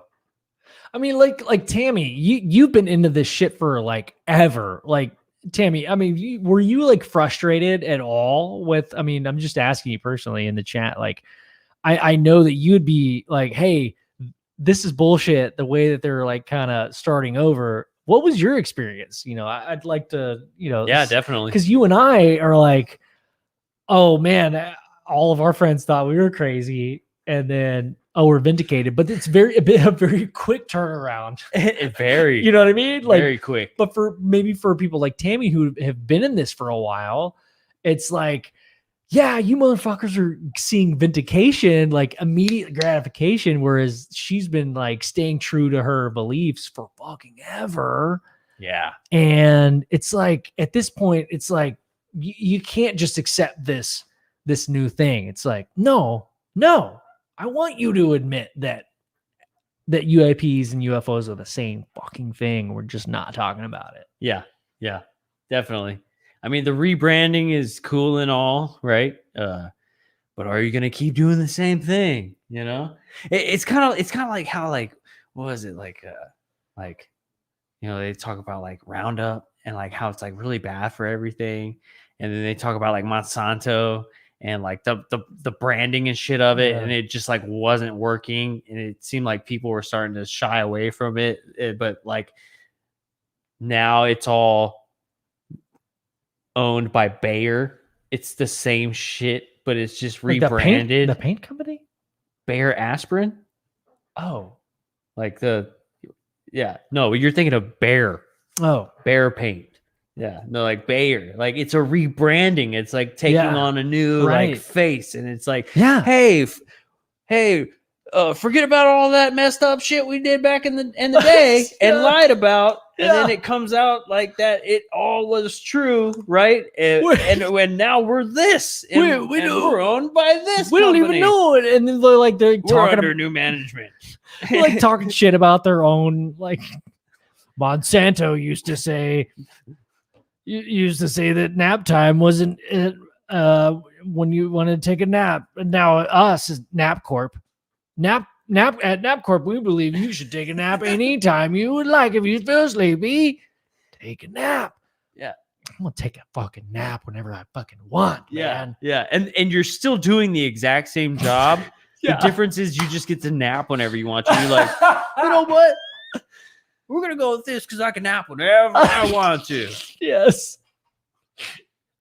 So Nap Corp, we're starting it. Anybody else wants to sign up for Nap Corp? All right, so we're past the 144. We're talking about that. All right, cool. Most describe UAPs as objects that interrupt pre-planned training or military activity. Like, guys, we've been planning this. We had a florist. We had a planner come in, and we had all this airspace so clean. And then you come in with your drunken butt, and you come in talking about your ex-girlfriend being there. And like, look, we invited her because she's Tammy's cousin. Okay. Anyway, this guy like basically we planned this, and these things are just showing up, right? So either one, somebody has to know about our plans to even be there in the first place. Yeah. Or two, these things are just fucking with us. Yeah. I am a nap master. Jennifer, yes. Dude, so think about this. Okay, so can I go on a little tangent really quick? So this could all be like everything that we've ever dreamed of, everything that's happening, but it also, what if it was just this dude that's like a part of the Navy that was in charge of like planning like a practice fighting thingies and like practice thingies. I don't know, Gary, I'm sorry, dude. I'm not trying to offend anybody in the military. Military training? Practice military training. Somebody who plans that, it's like one person, right? And scenarios. And they're like, thank you. Why didn't you speak up sooner? I'm sorry. I don't know. You should speak when I speak. Speak when I speak, and only when I speak. You speak at the same time. You look at me when I speak. But what if it's all just this one dude that fucked up one time, and he's just like totally covering up for the one mistake? It's like this whole thing. Oh, that was like, oh, they totally knew where we were going. Oh, delete. And he's like, I'm gonna be in the Cape Cod. I'm gonna be on what is it? What's the island? The helicopter island. Galapagos. No, the Madagascar. The Hillary Clinton Islands. The what is it? Shit. She cooks food. Mary, somebody help me out in the chat. Damn it, Pioneer Woman, dude. There's an island off of California, dude. The Mary, it was like an M. Someone help me Mary out. Island. No, Mary Island. No, dude. The Caymans. It's in the Step Brothers. It's in Step Brothers. Oh my god.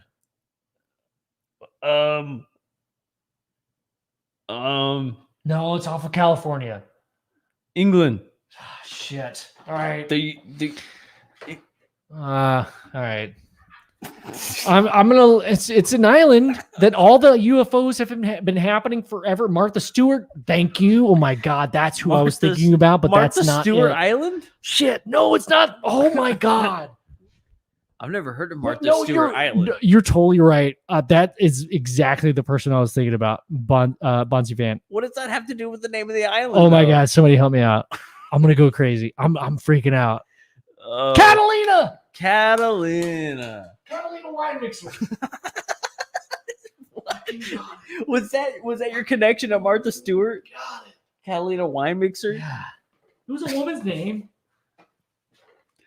Where does Martha Stewart come in though? She has a house in Catalina Island. Oh, I didn't know that. How do you know that? Oh, God.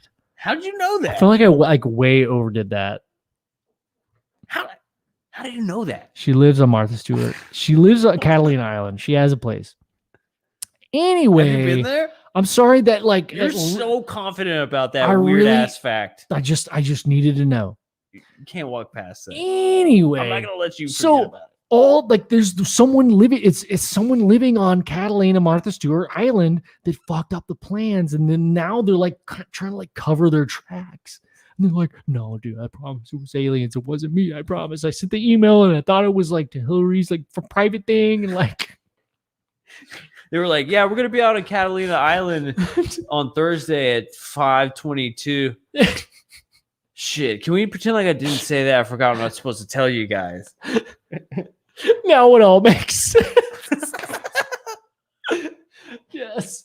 Oh my god, we lost like 20 views just then.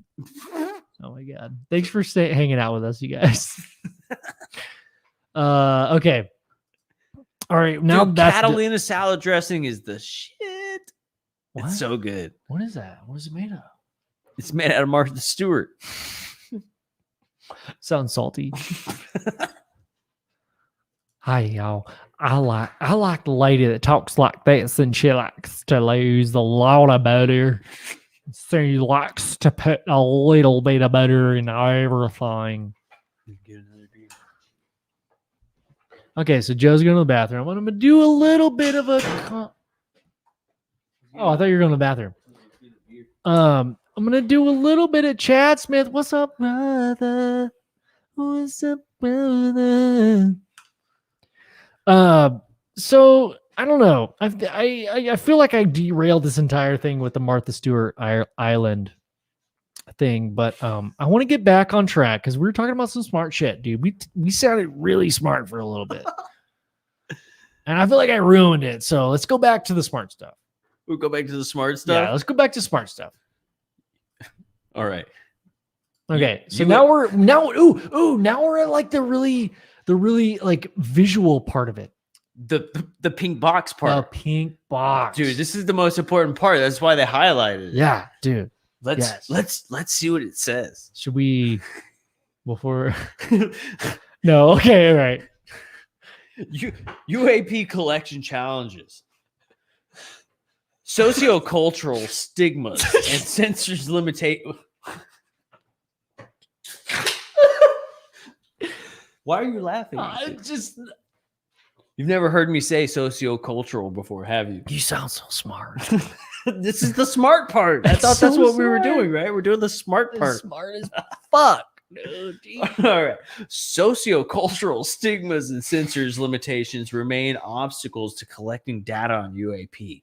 Although some technical challenges, such as how to appropriately filter out radar clutter to ensure safety of flight for military and civilian aircraft, are long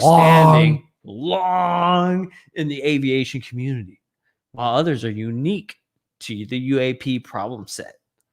So they're saying like, yeah, there's like some weird shit that happens, but like this is specifically to this. I kind of feel like we have to Google sociocultural. Mm-hmm. I think step one is Google sociocultural. I hear so many words that start with the word socio, and I don't even think I know what that The means. socio-cultural differences between the sexes. Hell yeah, dude. We're getting freaking hot and heavy in here, baby. Wait, what? It was an example. Cognitive development. No, I But want what- I like just an wanna- explanation. Like, what does it mean I want to know though? what the word means. Defo. Defi. There you go. Combining social and cultural factors. Well, I guess I could have just used context clues then. That's like exactly what it says. I was hoping Like, it was it's going to be what the- something smarter. No, you're just too smart. That's what it is. Okay. So So what? I don't understand where sociocultural stigmas come in. Like, anybody in the chat help me out, because Well, sociocultural stigmas, are they talking about like people's belief systems? And Yeah, like, well, and like, they're talking about and censor limitations remain obstacles. So they're like, it's the dogma, it's the stigma of UFOs, So- like aliens, so they're have saying remained. they're saying it's not just one thing.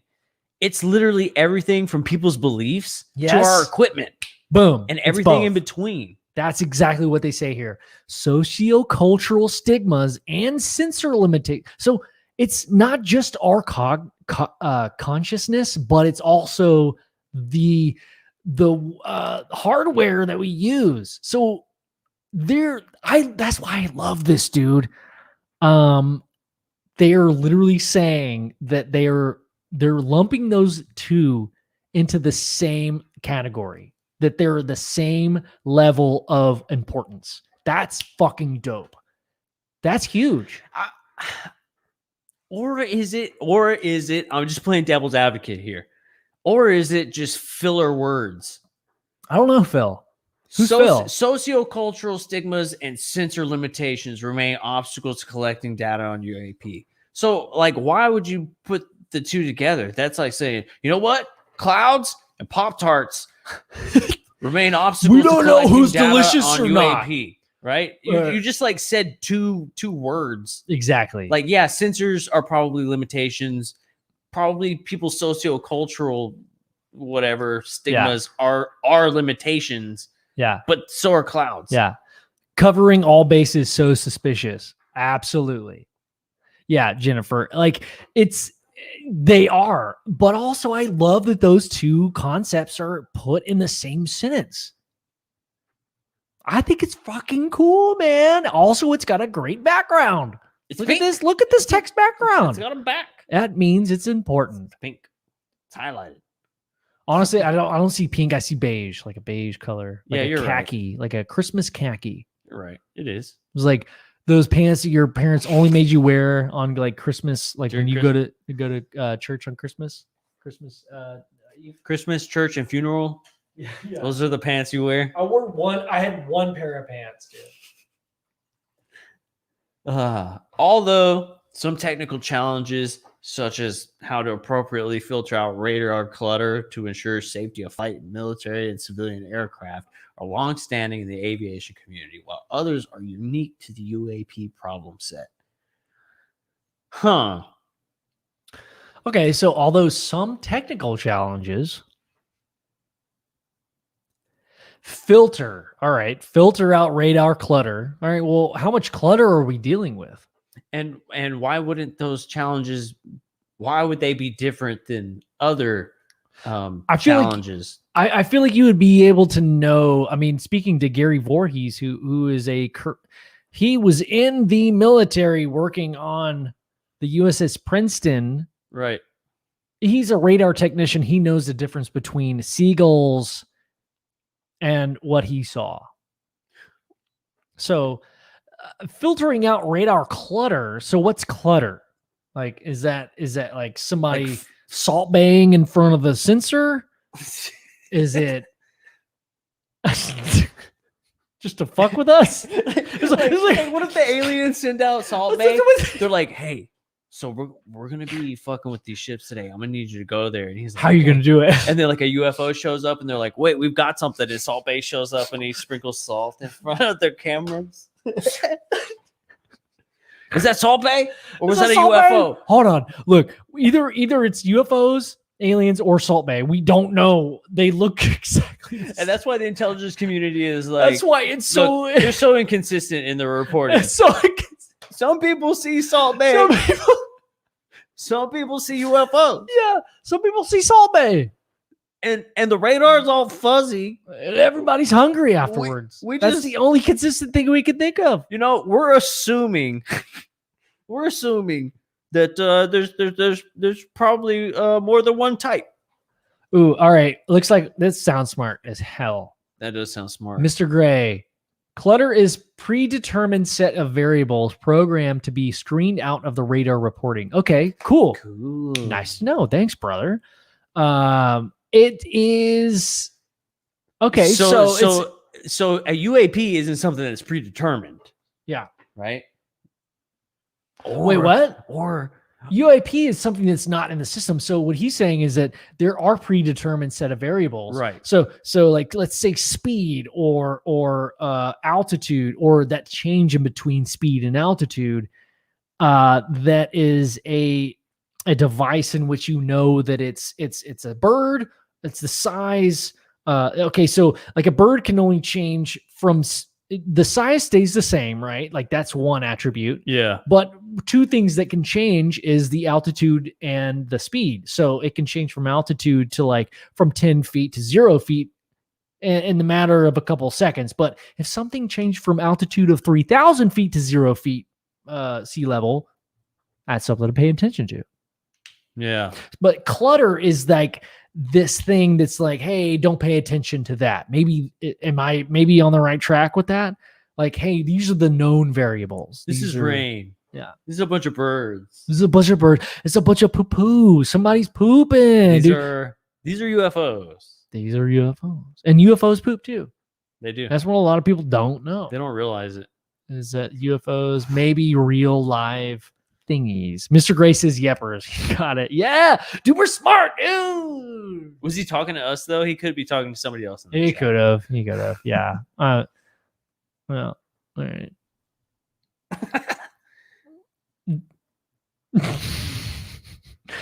Anyway, let's go back. So we stopped it here. Such as how appropriately filter out radar clutter to ensure safety of flight for military and civilian aircraft are longstanding in the aviation community, which others are unique to the UAP problem set. So the problem set is those unknowns, which we just talked about. Like everything we know what's going in the sky, we have a pretty good idea. This thing is not one of those things. So it's unique. That's the UAP problem set. Interesting. Again, they say problem. So not unknown set. It's problem. I don't know. Yeah. Is that me being negative or unidentified is already in the acronym, but it's like they have to reiterate with the word problem. Yeah. I mean, it definitely could be taken as just like in general, a situation using the word problem, but I don't use the word problem unless I'm talking about something negative. You know? Boom. Yep. So they're saying that like there's a potential goal where there's just like a speed bump in the way a little bit. But if it's negative, you're gonna be like, yeah, this is a problem. Yeah. Like they don't use that word lightly. Every word in this whole entire report is on purpose. So they used problem for a reason. That's just not like, oh, well, we meant this. No, Very we know language, what you mean. Yeah, for sure. Yeah. Okay, so dude, all right, let's get through these little bullet points and we'll be done. And we have some footage to show you guys that I'm pretty stoked about. Yeah, it's pretty cool. It's pretty cool. Yeah. Narratives from aviators in the operational community and analysis from the military and IC described disparagement associated with observing UAP, reporting it, or attempting to discuss it with colleagues. So that's talking about like this faux pas, this taboo of talking about it. That's what I read from that. Although the effects of these stigmas have lessened as senior members of the scientific community, policy, military, and intelligent communities engage on the topic seriously in the public. In public, reputational risk may keep many observers silent, complicating scientific pursuit of the topic. So I love that they spelled that out. Like, if you don't talk about it, the reputational risk, it's like it keeps observers silent. Like it's complicating that scientific pursuit. Right. They're acknowledging it as the higher up you go, it doesn't matter what level you are, even up to the highest rank. If you don't talk about it, you are complicating this scientific pursuit. Yeah. Yeah. It's almost like they have to talk about it to acquire the information. Yeah. Like maybe this whole thing is just like they came to a roadblock and they were like, look, we're probably going to get more information if we talk about it. Let's talk about it. Let's start talking about it and see what happens. Dude. And now they're going to be getting massive amounts of data to really go in and take a look at this. But like, yeah, they kind of helped create the stigma that you're crazy if you believe in it. Right. So nobody was saying anything. Let's talk about that for a sec. Let's take it off the Chingro. Let's talk about the fact that for 70 years talking about this, even as a professional pilot or military officer, talking about this could lose your job. You could lose your job, your credentials. Yeah. Your fellow military officers think you're crazy, and your higher ups say, look, you can't talk about that. It's been such a stigma. That's the word. It's like something you just can't talk about. It's such a taboo. And that's what they're addressing. That's why I think it's so important. It's in such bland language. And the fact that they included it in the preliminary is great. I love that. But you need to, like, most people read past that. And I think this is so important because they're acknowledging that this has been a problem. Mm-hmm. They're acknowledging that, like, dude, people have been saying shit for fucking ever. And it's a problem. And it's obstructing science. Yeah. That's what they're saying. Yeah. And that's huge. I think that's pretty important. Yeah. For sure. Yeah, these guys can't. And I just want to zoom in on your face while you say this one. I don't even remember what I was going to say now. I was like doubling down. I felt weird about like taking, like, just focusing on us. And I was like trying to double down on the joke. And then it made things worse. So I'm going to go back to this. Oh, geez. This is a great show. Okay. Second bullet point. The sensors mounted on U.S. military platforms are typically designed to fulfill specific missions. As a result, those sensors are not generally suited for identifying UAP. So I'll mount a sensor, dude. So put some sensors on there. I'll mount that sensor, dude. That are suited for identifying UAP. I'll put a suit on my mounted sensor, dude. I don't think so. I don't know if that's possible, dude.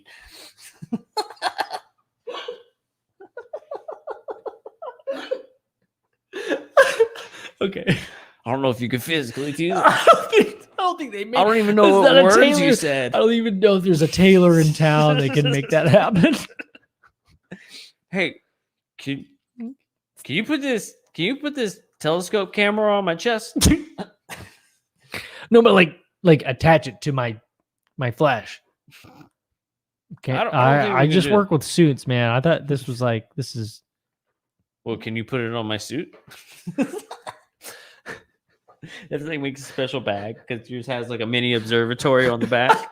It just pops out and it like observes the sky whenever you're standing outside waiting for the bus. It's like a big hood. It like nose comes off. Dude. Has a badass like cool screen on the inside. So oh you my can see God. everything through the telescope. This went from a stupid idea to an amazing idea really fast. I fucking love that. It's like a giant helmet that comes over you. Yes. And you're inside the observatory with this telescope and it shows you everything you're looking at. Oh, dude. We need to have one of those. Hey, we should talk to the guy from Sky Hub and be like, hey, we have some ideas. we have this idea. We'll bring the hoodies. You bring all the expensive shit. Do you actually? We have the idea. You make it. You Okay, make it. dope. Like put the hoodie over your face. 3D. What do you call it? Augmented reality. You know, it's big screen. Bigger than all of everybody. Biggest screen I've ever seen. The biggest hoodie. The biggest. And I don't know. I'm terrible. Yeah. All right, cool. So sensors. It's funny how many times they talk about sensors.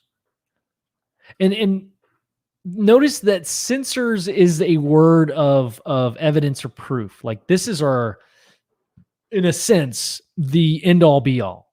Sensors. We have the sensors. Sensors make proof, make real things, right? Sensors make fact.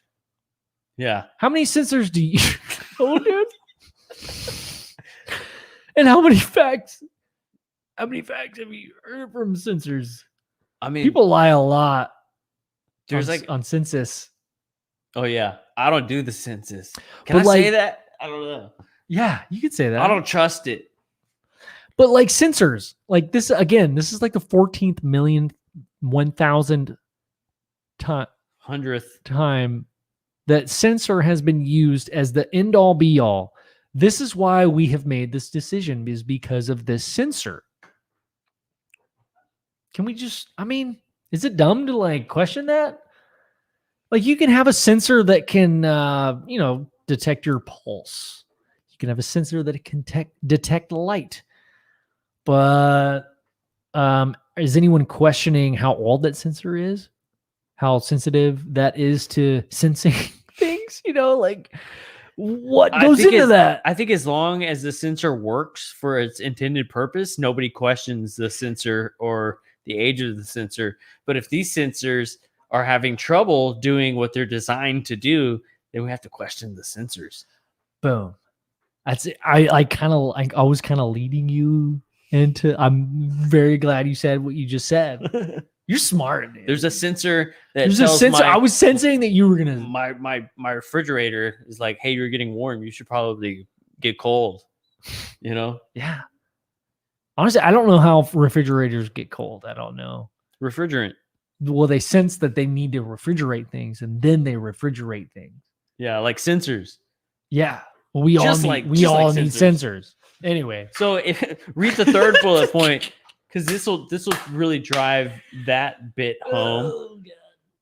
The first word is sensor.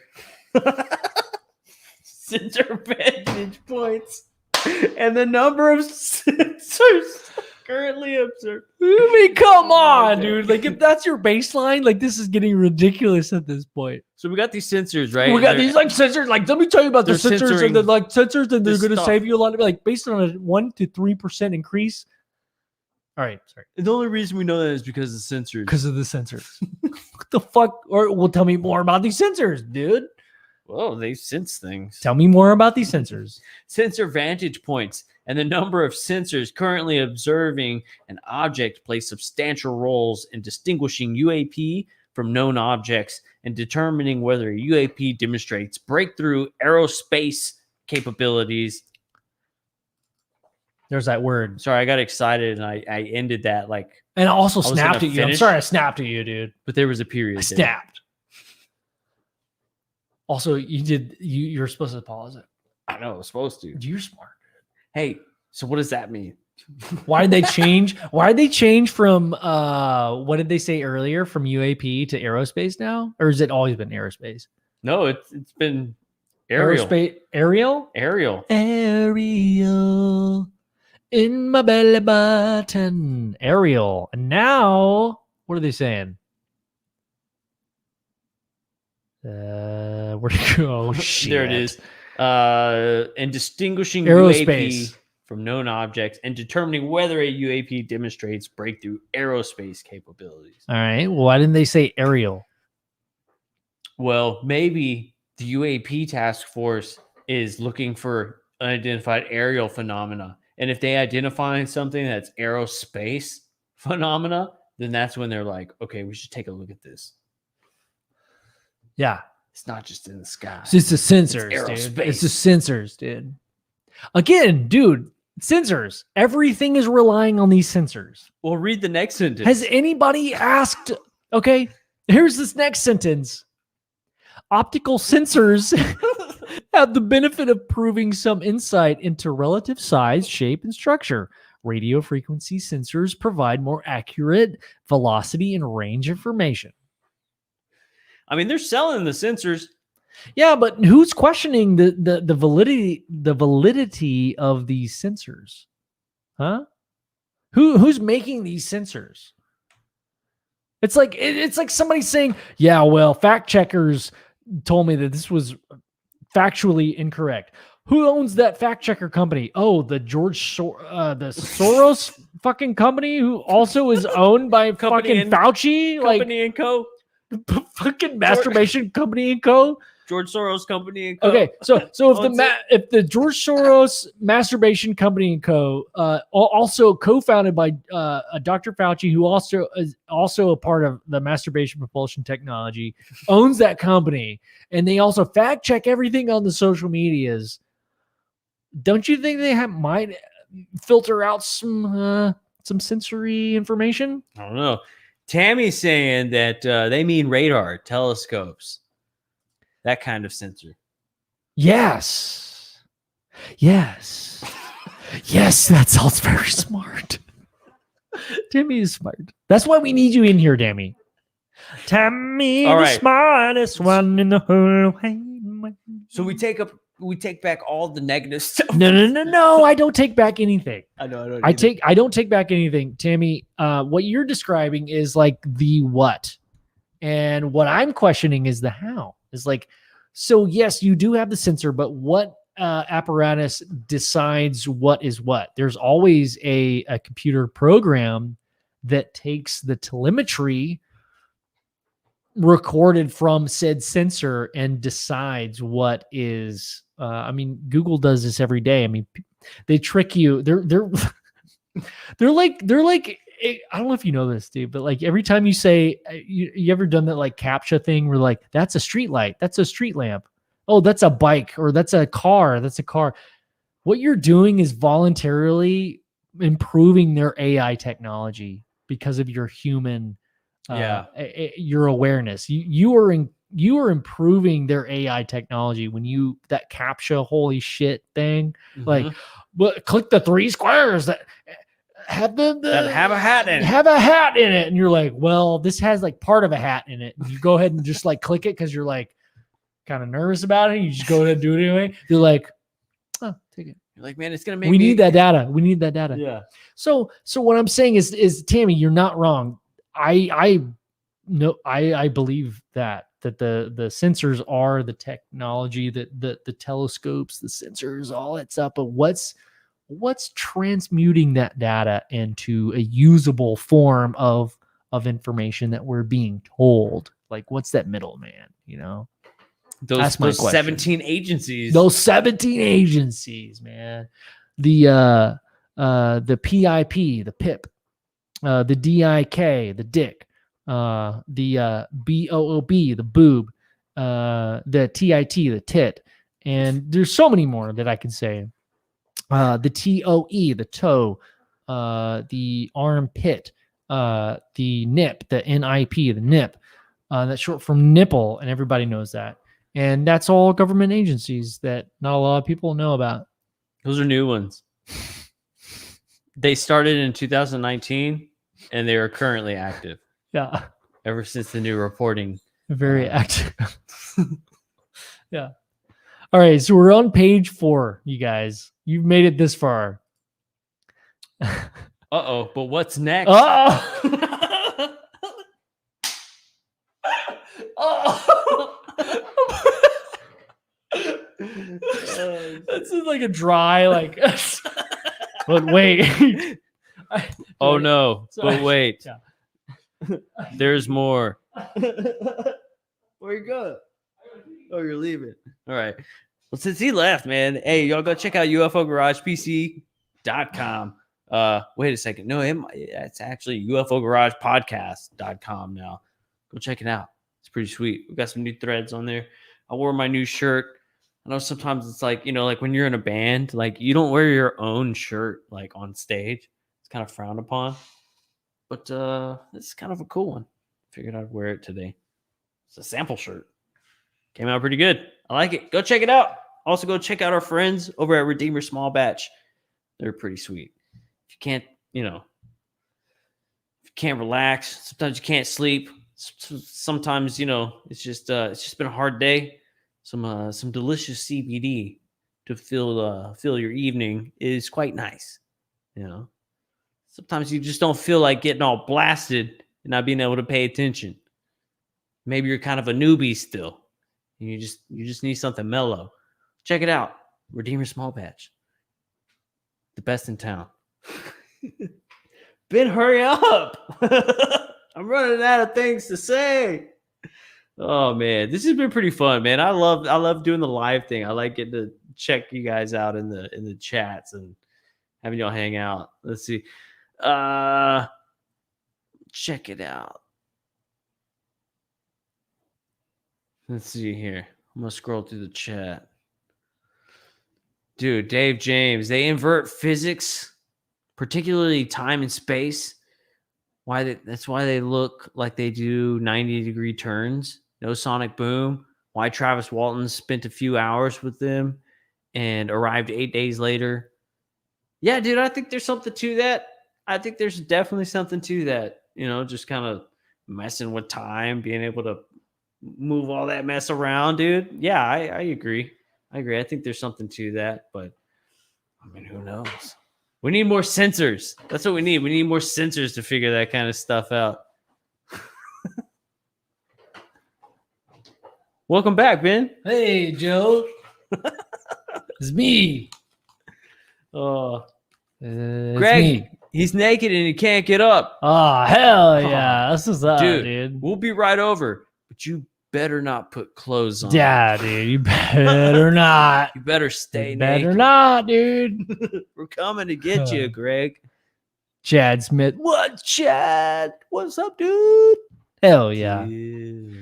We got all the fam in here tonight. Tammy, we got Chad, we got Dave Jones, we got Mr. Gray, we got Made Wild Wonders. Hey, thanks all of you guys for hanging out tonight. This is awesome.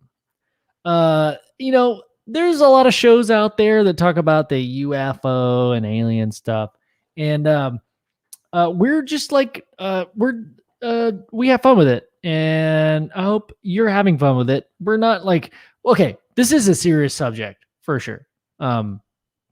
We take it serious, but like sometimes you just gotta have fun with it, and it's more fun that way. And that's kind of the approach that we have. So if you want to support the podcast, Joe and I have been doing this podcast for a little over 2 years. It's something that we do for fun. It's like, hey, every one day a week we get together, talk about everything that's going on. It's exponentially ramped up with the importance. Like when we started, no one was talking about UFOs and aliens. And that summer was when everything just exploded. It was kind of just the right time. And I think we kind of just caught this wave. And I think we kind of caught the wave of other people that are interested in this subject that love to, you guys, y'all know somebody that has an experience, or you have an experience. And that's why you're here, is that you want to learn more, but you also want to have fun. There's a lot of places out there that you can go to learn actual information and sources and stuff. We do have some pretty dope sources, but we're not sitting here trying to tell you all the freaking secrets. Or we're not hey, this incoming new information, that's not our place. We our place is to have fun with it and try to break it down and to kind of interpret it for not only myself and ourselves, but maybe other people that might think the same way we do. Hey, can you start over? I want to hear that. Yeah. So anyway, when I was 5 years old, I cannot stop shitting my pants. No. So I haven't stopped shitting my pants. I am currently poop. I can't stop eating this beef jerky. Whoa, shit, dude. It's so good. I got my bag. Where's my So bag? we got this good beef jerky. It's delicious. I was just talking about like there's other shows that like actually give you information that like there's like secret information and like everybody's got like a source. Like we don't know any secrets. but like we do though, but we just don't we don't like tell people I mean, secrets. kind of. Do we? Yeah, we know some cool dude, stuff. we know some cool ass shit Well, we've that we heard don't some share. cool stuff. We don't share publicly. Somebody's actually said, "Hey, don't tell anybody this." Yeah. There's some shit like when we started this Somebody podcast. said that to us. Hey, don't tell anybody about this. But Dude, when we started this podcast, that was like the ultimate goal. Is like, I wish we could meet somebody who knows what the fuck's going on. who has And a then- secret? And then they would tell us, and like that happened. And now we can't tell anybody. I'm so bummed about it. I know. And so like it's such a thing, like, dude, I'm an open book. But with those specific things, like I don't ever want to like ruin the trust of our buddies that like give us some actual shit, you know. But it's like Don't talk about it. I feel like we're just like too dumb to like no one will believe us anyway. Like, we should just say it. It's a good cover, right? Nah, it was a good cover. Did you get the mild or no? Yeah, I got Dude, the that's same the one. best one. It's so good. I know. I got the hot, the mild, and the salt and pepper. The mild is the best one. Yeah, it's my favorite. Fucking good. Great. Scooby snacks. Oh yeah. And so we were on a unidentified celebrity review on this past Monday. That was fun. Couldn't tell if we were getting made fun of or not. Like those fools were like laughing at us, dude. Like I think their intentions are like very good. I think they just like us. No, they were just having fun. They're just having fun. They were just having fun. It was like anytime either of us like opened our mouths, we were like, we didn't even say anything funny. We were just like fucking talking, dude. But dude, yeah, Lou, love that guy. Holy shit. Yeah. Squidlar, Michael, all those guys are great. Yeah, so that was cool. It's been a crazy week. We were on Alien Girl. Y'all should check out Alien Girl 111 on YouTube. Y'all should search Alien Girl 111. It's all one word. All one word. And then go to the filters, go to channel. We were on her channel a couple years. Jesus Christ. A couple Couple weeks ago. Not this past Friday, but the Friday before that. Yeah. She's freaking awesome. Great support of the podcast, and we are a huge supporter of hers as well. And SOR, Space Art Radio. Dave Scott. Have you heard of him? You heard it? Have you heard of it, babe? All right, That was cool. last week, wasn't it? Yeah. Yeah. Was it? Thursday, it was after our show. Stayed up way too late. I got weird. I talked too much. I took an extra little Adderall and I talked way too much. I have ADD. Very bad. You may notice my eyes go weird. That's why.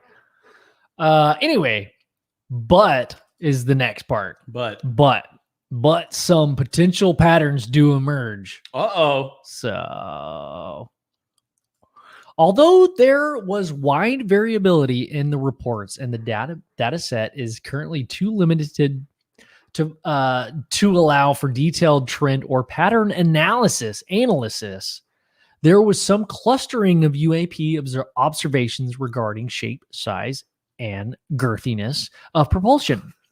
Particularly propulsion, not just girthiness.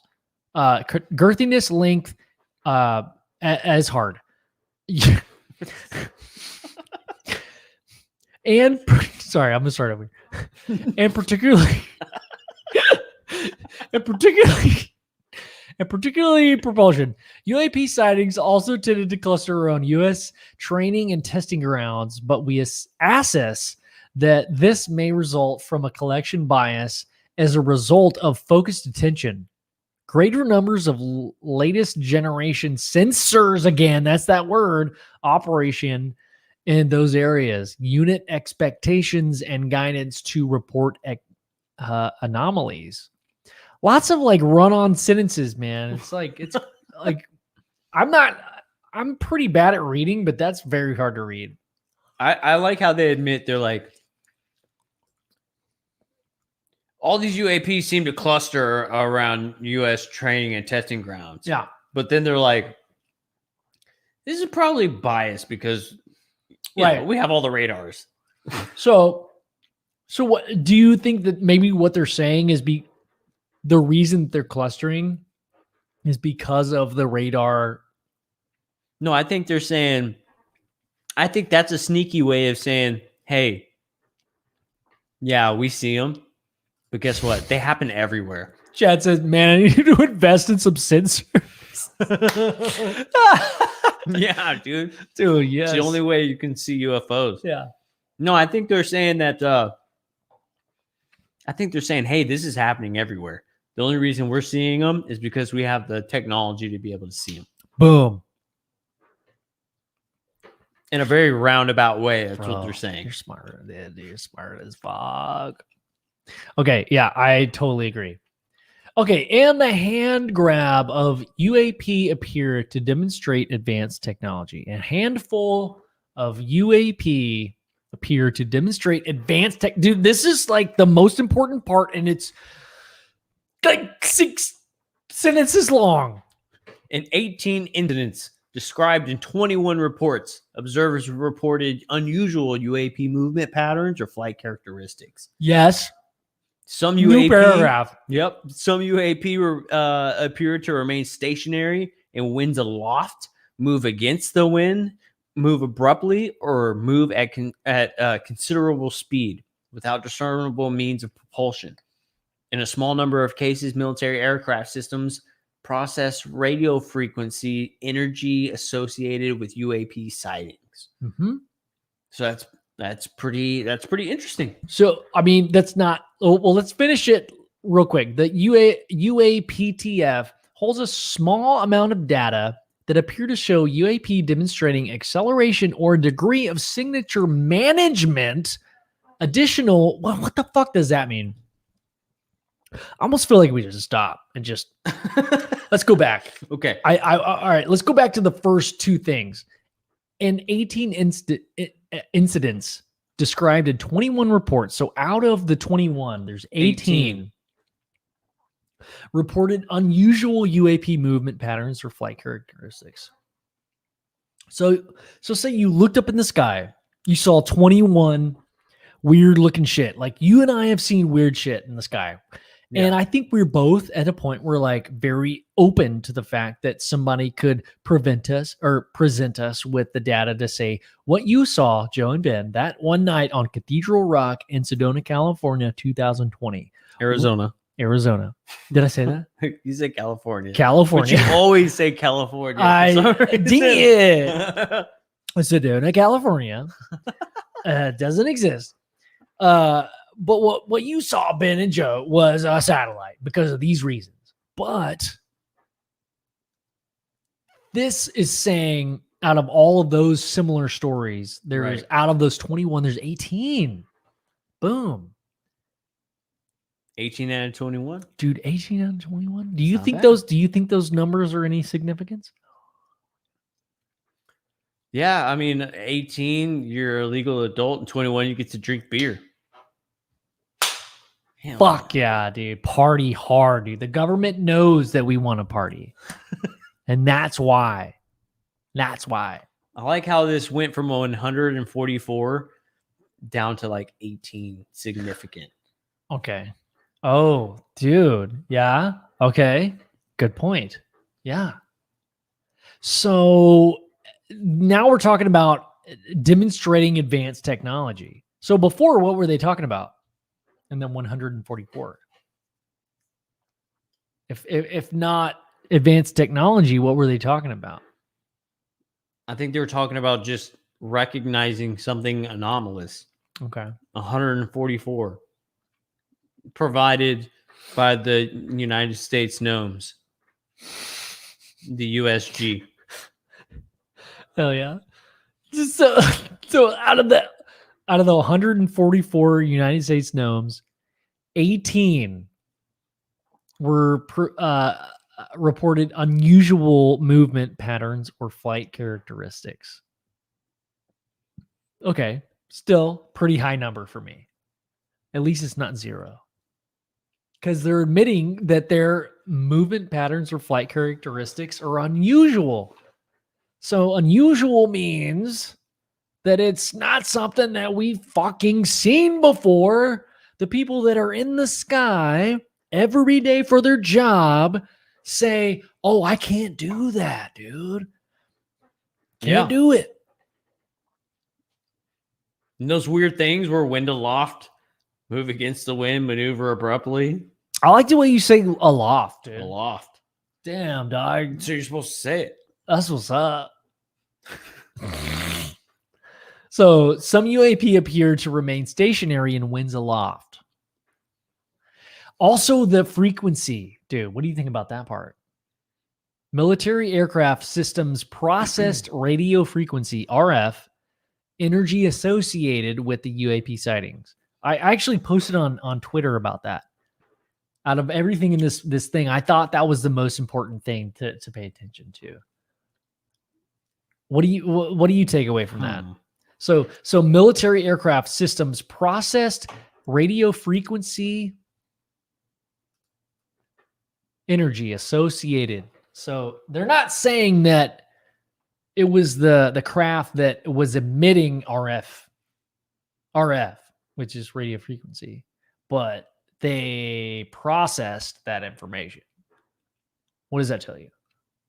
Wait. In a small number of cases, military aircraft systems processed radio frequency, in quotations, RF, in quotations, energy associated with UAP sightings. So the radio frequency was associated with the UAP. Mm-hmm. Doesn't say how many, doesn't say what percentage. It just says in a small number of cases. So I wonder, do you think a UFO would produce a radio frequency, or do you think that's something a man-made craft would produce? Well, okay. So what I know about RF, so our radio frequencies, it can be anything from a FM radio to a ham radio. It's what we use every single day, from cell phone data to Bluetooth, the Wi-Fi. It could be literally anything. So to me, if they were out in the middle of the ocean or just off the coast of the ocean, let's say that's the setting, right? I get terrible data. Have you ever been like deep sea fishing? No. I haven't either. But Salt life. Salt life. Neither one of us have been deep sea fishing. Okay, so but like Salt life. I have buddies that have been deep sea fishing, and they're like, dude, you get a mile out and like you get no cell data because all of it is from cell phone towers. So like towers in the ocean. So those That radio we know frequencies are not being transmitted from, there's only a certain limit that they can get to. So if you're out in the ocean doing military exercises, I'm pretty sure you're not on the coast of Galveston, like within range, right? Like you've got to be pretty far out, right? Yeah, far enough. Zoinks, far out, guys. Like, I mean, from like a zoomed up scale, you're still pretty close. But like, yeah, being able to see you from the coastline, you're pretty far out there. It's crazy how actually, dude, like it's crazy how close or how far you don't need to be to not get cell reception. Oh yeah, I know. Like my buddies that have been deep sea fishing, they were like, literally, it was an abrupt stop. Like they were trying to like snap, like live record Snapchat, and like immediately, boom, done. Couldn't get cell reception within like a 10-foot radius of where they were chilling and fishing until they were like outside of this, little thing where it was like smooth waters, whatever. Anyway, Well, good, you're fishing. I- You're paying attention. Yeah, exactly. You need to be TikToking and shit. You're fishing. Marlins know. What are you, a 16-year-old girl? No. Tammy asked, does that mean that their radios acted up? So their communication devices acted up when they got close to the UAPs. So that is a possibility to me. I think that it doesn't really say. It's like in small number of cases, military aircraft systems processed radio frequency energy associated. So it's so fucking bland, dude. They this is why I love this, because it's so general. Like they didn't say shit. They didn't have to say shit. Yeah. But they gave us enough information to where we can draw our own conclusions and be smart about it, like as a collective, and say, look, they're not saying we found aliens, but they didn't say that they didn't find aliens, man. On a realist scale, though, it could be just like we observed some weird shit that out there you don't get cell phone interference, and we did. It could be as simple as that. Yeah, definitely. All right, Look at this. Look at this. UAPTF holds a small amount of data that appear to show UAP demonstrating acceleration or a degree of signature management. Does that mean signature, like their signature that pops up like on a radar? You have a certain signature so they could manage the way that they looked. So like if you're looking at a radar and you detect this signature, they can manage the way that they appear to you looking at the radar. Ooh. Oh, shit. I've not thought about that. Yeah, so you're staring at it. You're like, whoa, okay, I noticed this. Oh, shit, it changed. Yeah. Oh, my God, it changed again. They're Oh my changing their God. signature, the way that it looks the whole Oh, my way. God. you know? Sandy. That's what I think. Dude. Yeah. I love that. I didn't know what to think about that. Signature management. That means that they were able to change at will what their signature was. Yeah. So like maybe it showed up as 1 point and now it's 3 points and now it's 16 points and now it's Maybe. back to 1. Yeah. Woo! We don't know. That wasn't a fart. It wasn't. It was my hand. Of course I can't make it again. I like how they added in, they appear to show UAP demonstrating acceleration. Or Where's that? right here. They hold a small amount of data that appear to show UAP demonstrating acceleration, right? Well, of course. And yeah. then they throw in or a degree of signature management, which is so much more like interesting than like they showed acceleration. Yeah. Yeah, we know. Either they're actually doing what they're doing or they're manipulating how we perceive that data. Well, additional rigorous analysis are necessary by multiple teams or groups of technical experts to determine the nature and validity of these data. We are conducting further analysis to determine if breakthrough technologies were demonstrated. I mean, isn't that implied by the acceleration and signature management Yep. of the object? Yep. Absolutely. Like if 5 people looked at it that were like top scientists and they were like, yeah, it demonstrated acceleration and signature management. Does getting like 10 more to say the exact same thing make a difference? Yeah. I feel like, well, I think they're just like covering all their bases. yeah, for Like sure. this is meant to be like a general report to where they're not expecting anyone to look at it like we are right now.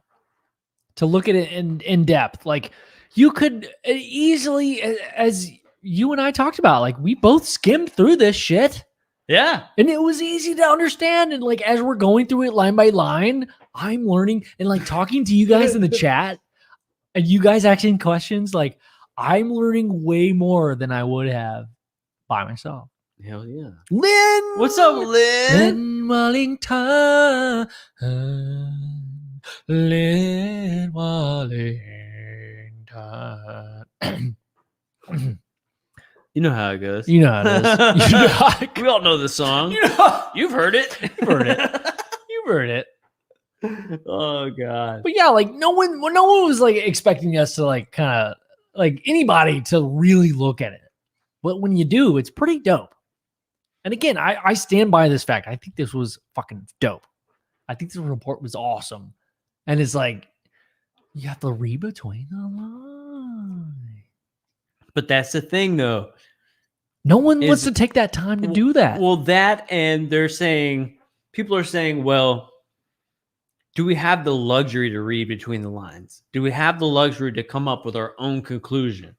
We need the facts, right? We need the facts. And if we can't get the facts, then drawing our own conclusion only leads us back to square one. Yeah. However, drawing your own conclusion is way more fun. Way more fun. Way more fun. Way more fun. And this makes total sense. UAP probably lacks a single explanation. It's like they're yelling at us, like UAP, bro. So yeah, no, I get that. Like single explanation. Fuck yeah. I agree. I agree. Finally, we yeah. Like you can't just say, "Hey, this is what it is," because it's not. I feel like in my gut, I don't feel like it's one thing. It's got to be. It can't be explained by one thing. yeah, dude. for sure. Like it's a little more. You got to put a little bit more effort into it. And I think it requires a little bit more effort. It's like understanding. It's like understanding your higher power, if that may be. Excuse you, Nibbler. Oh, she's ready to get down. Nibbler's ready to go. Look at that. Oh, she got to pee. She is awake Nibbler- and ready to go. She's ready to go. TT. Oh, he's a nibbler. She's a nimble pug. She's a nimble pug. She's gotta go pee. But yeah, like anybody that has like a higher power, it's not that simple. It's like, yeah, everybody's been saying God and Jesus for so long, but like I feel like the more you really understand it, it's they're way cooler than we thought. Like God and Jesus are way cooler than we thought. It's like this, Demons and like angels are way cooler than we thought they were. It's like this thing. It's so deep. I don't even know where that came from. The UAP documented in his limited data set demonstrating an array of aerial behavior, reinforcing the possibility there are multiple types of UAP requiring different explanations. Ooh. Our analysis of the data supports the construct that if and when individual UAP incidents are resolved, they will fall into one of 5 potential explanatory categories. Nice. Airborne clutter, natural atmospheric phenomenon, Big booty bitches. USG or industry developmental programs, foreign adversary systems, and a catch-all other bin. So, yes, I don't know who that you is. said that on page 4.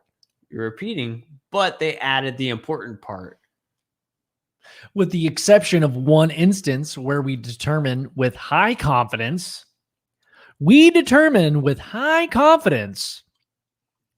as if they've instilled some kind of trust with this document. With the exception of the one instance where we determine with high confidence that the reported UAP was airborne clutter, significantly a deflating balloon, we currently lack sufficient information in our data set to attribute incidents to specific explanations. So all they did was report what happened, repeat what was on page 3 or 4. Dude, I feel like it's the equivalent of us saying like, dude, because we're like fucking smart, dude. Like that's the thing. Just like the first part of that was the most important part. The rest of it was repeating. Nibbler has to be. I'm gonna take a pee. Come on, Hurry back. We're almost done. Jesus Christ. No, we're not. May have to do a part 2. Or that may be all you get. To be quite honest with you. Oh my gosh. Lynn. Oh, Nibbler. No, not all Nibbler. Yeah, all Nibbler. She's sweet. I like Nibbler. She's awesome. Oh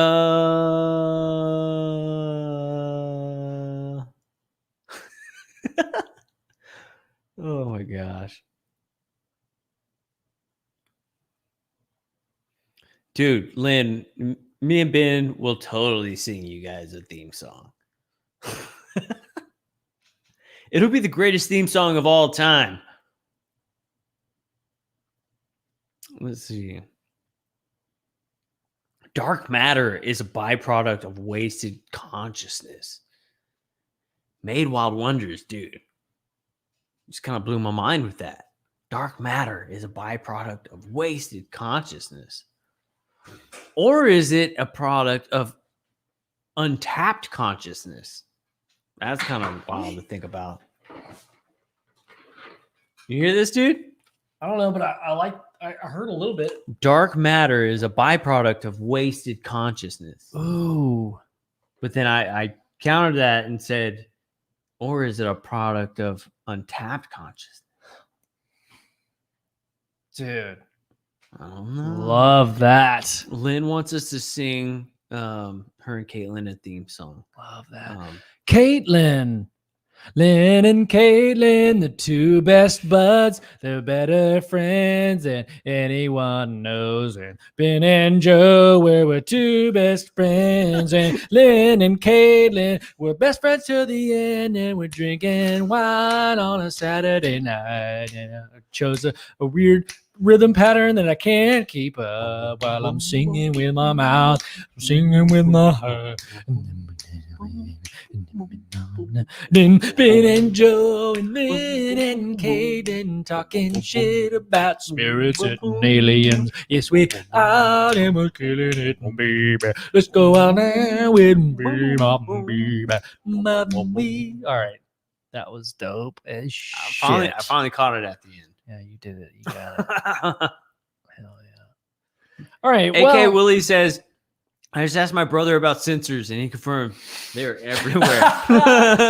Dude, scissors are everywhere, dude. Oh my gosh, dude. Dude, Don John Bovi, we are like Hall & Oates. Oh my God, I love Don Bon Jovi. He's my favorite dude. Holy shit. He's so funny. Everybody in this chat is hilarious. Like, I don't know. Like, you just pick one and like, yeah. Y'all are hilarious. Thanks for hanging out with us, you guys. UFO Garage Band. Yes, yeah. Jason. What's happening? There's more to this report. We're only on page 4. Wouldn't it be so us to not finish? Yeah, we're not gonna finish. we're not gonna. So we're not gonna finish tonight. I don't want to rush it. I don't want to rush it. Very important. We don't want to rush it. Yeah. Want to make sure everybody's understanding and learning. Yeah, we want to learn, and we want to learn together. Okay. Plus, now we have to make Lynn a theme song. I think we already did, dude. I mean, you know, they can hit that bass line. You can hit use that bass line one more time. Boom, boom, boom, boom, boom, boom, boom, boom, boom, boom, boom, boom. Boom, boom, boom, boom. It is UFO Garage. Better Joe. Never talking. I like that. Yeah, I heard that.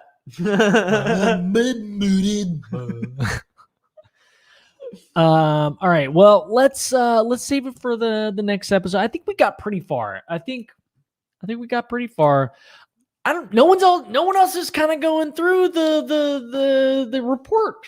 You know, I think we kind of blew people's minds. Dude, we're so smart, dude. I think we really got a section of the population thinking tonight on a whole new level about this report. We like tried to read out loud. That was fun. We were reading and everyone loves to read out loud. And Popcorn. Ben. What? What's Popcorn. Remember in school when you would play popcorn? Oh, your when you teacher would made you play that send game? it to the next. Okay, yeah, I do remember that. They'd be like, Fucking hated "Popcorn." it. Joe. And I'd be like, oh, you picked me because you knew I wasn't fucking You paying paid attention. Yeah, you did that on same. purpose. And Yeah. the teacher would be like, that's the whole point of the game. Yeah. So you had Mrs. Oh my god, That happened like not Mrs. Pick. I'm Mrs. Pick, and I also add Mrs. Safarik too. So oh yeah. is that what you're talking about? Yeah, that happened to me multiple times in different grades. We went to the same schools, you guys. We grew up in the same town. Anyway, you guys, thanks for hanging out. If you want to support the podcast, check out UFO Garage Podcast.com. We have shirts and they're fucking dope. We gotta check it out. Check it. Oh, you got Check- one on too. Well, this is the old Impala, but the new logo is on Joe's shirt. Boom. And it's an all over print. It actually goes there's like a flap that goes towards the anus that it's a button. It's almost like a diaper kind of thing where like from the butt there's a flap and then from the front there's a flap and then a button, and then that is where called a the onesie, secrets hide, and that's where it's a secret a print that no one knows. We don't have that on the website, so it's a secret surprise. custom. Yeah, so if you order a shirt, you Lynn will got know. hers. Yeah, Lynn got hers. Yeah, so she can't tell the surprise. She's part of the surprise. So now you know. Onesies are dope, Chuck. Hell yeah, Chuck. Hell yeah. Grandmaster Wisdom made wild wonders. Which one did Lynn get? Did she get the Dr. Scientist one? Yeah, that's the one I didn't put the logo on the back, Lynn. I'm sorry. I realized that there was no logo on the back of that freaking shirt. Lynn, take a Sharpie and just write UFO Garage on the back for us, if you don't mind. Yeah. But it's got to look, Cool. it's got to be identical to the logo. Yeah. We're going to need you to put that on there for us. But like really good. If it's not Really? good, If if it's it's not not good? good, I'm suing you. Suing you for defamation. It has to be good. Greg, getting a shirt. Hell yeah. I feel like it's a free audiobook. Yeah. It is a free, it's literally, this is literally a free audiobook. That's all it is. You're learning so much from two very smart people. Doing a lot of smart things. Hooked on Phonics worked for me. Worked Yes. for me too, I think. Yeah, I did. All right, guys. Well, this has been fun. Love you. Talk to you next week. This has been great. Check out our website. Hey, tell people about us. If you're having fun, tell your mother, tell your granddaughter. Lynn, please draw us. Please. Lynn, does she does She said, can I draw you two? Oh my god. Eh? That would be super sweet. Yeah. Yeah, yes. Lynn, that would be sweet. You could sell them on your tours of Salem when you become a tour guide. You could be like, yes, I'm the tour guide here in Salem. Welcome. Nice to meet you all. I've also on the side have these pictures I'm selling of Ben and Joe. Yeah. I'll show up. I'll be the one of those guys that like totally pretends like I'm in that era, and I'm like, "What for art thou, phone? What does that mean? The black screen?" What we got to do is we got to just show up when nobody knows about it and just sit in the bus until somebody recognizes the photo that they just bought. That's us. And then we're like, They'll be like, "Hey, is this you guys?" and we're then like, we've eaten all of their planned meals, and we're like, shouldn't have left those meals on the bus. that damn Sasquatch. That was me. Don't leave cold cuts around me and Joe. We'll eat all of them. Are we talking about like a bus like full like it's all meals covered? I don't remember that. No, I've no, done no. that. Like a. I like made that up in my head. like a 5-person bus. Sounds sexy. It's like a a 13-minute thing. So there's really no sandwiches involved. It's just like 5 people. Like you go around the block. Yeah. We should be a tour guide of like your block. Be like, hey, I just want to take you around the block. If you guys want to check it out, this is a historical area. This is where my mom lives. Anyway. In 1987, Yeah. I ran on the street. Man, she beat my ass right here in this very section. This is when I was young. I pooped my pants. Right here. It's Right here in front. I looked my mom straight in the eyes. I did not break eye contact, and I shit my own pants. I was 11 years old. That's going to be $17, please. I was 17. $17 to join the tour. $17, please. All right, people. Hey, much love. Thanks for hanging out with us tonight. We'll see you next time on the. Hey, before we leave, Lynn, can we be sidekicks on your tour one time? Can we come and visit and just be part of the tour with you? Oh my god, we'll be your sidekicks. I'm getting. Hold on. Did you fart? No, you farted. No, it wasn't. Oh yeah, no, that was your answer. That was your previous. That was a previous fart. I'm sorry. I'm so sorry, sir. Yes. No, yeah. No, that was a fart. No, I farted. That's what we would do. Is that what you're saying? She gives tours of Salem. Is that what you're going to do on the tour? Oh, okay, I misunderstood. I was having a hard time connecting. I misunderstood the assignment. Where that was going. I misunderstood the assignment. I was like, no, don't do that on Lynn's tour. I just wanted to be like I thought you meant I thought you meant a reading. I thought you meant a psychic reading. Like maybe Lynn can give us like a cool uniform or something. Fuck yeah. Hell yeah. I'm down. Already. I want a uniform. Well, I think it's about it for me, dude. I'm so tired. I'm confused. I was making fart jokes. Now I feel bad. Lynn says she's sure plenty of people fart on the tour. Oh, hell yeah. Thanks, Lynn. The odds are pretty good, I'm sure. Hell yeah. Already, dude. All right, bro. Dude, you read so good, dude. I'm so proud. I'm a born again reader. Hell yeah, dude. That's what's up. Hell yeah. All right, man.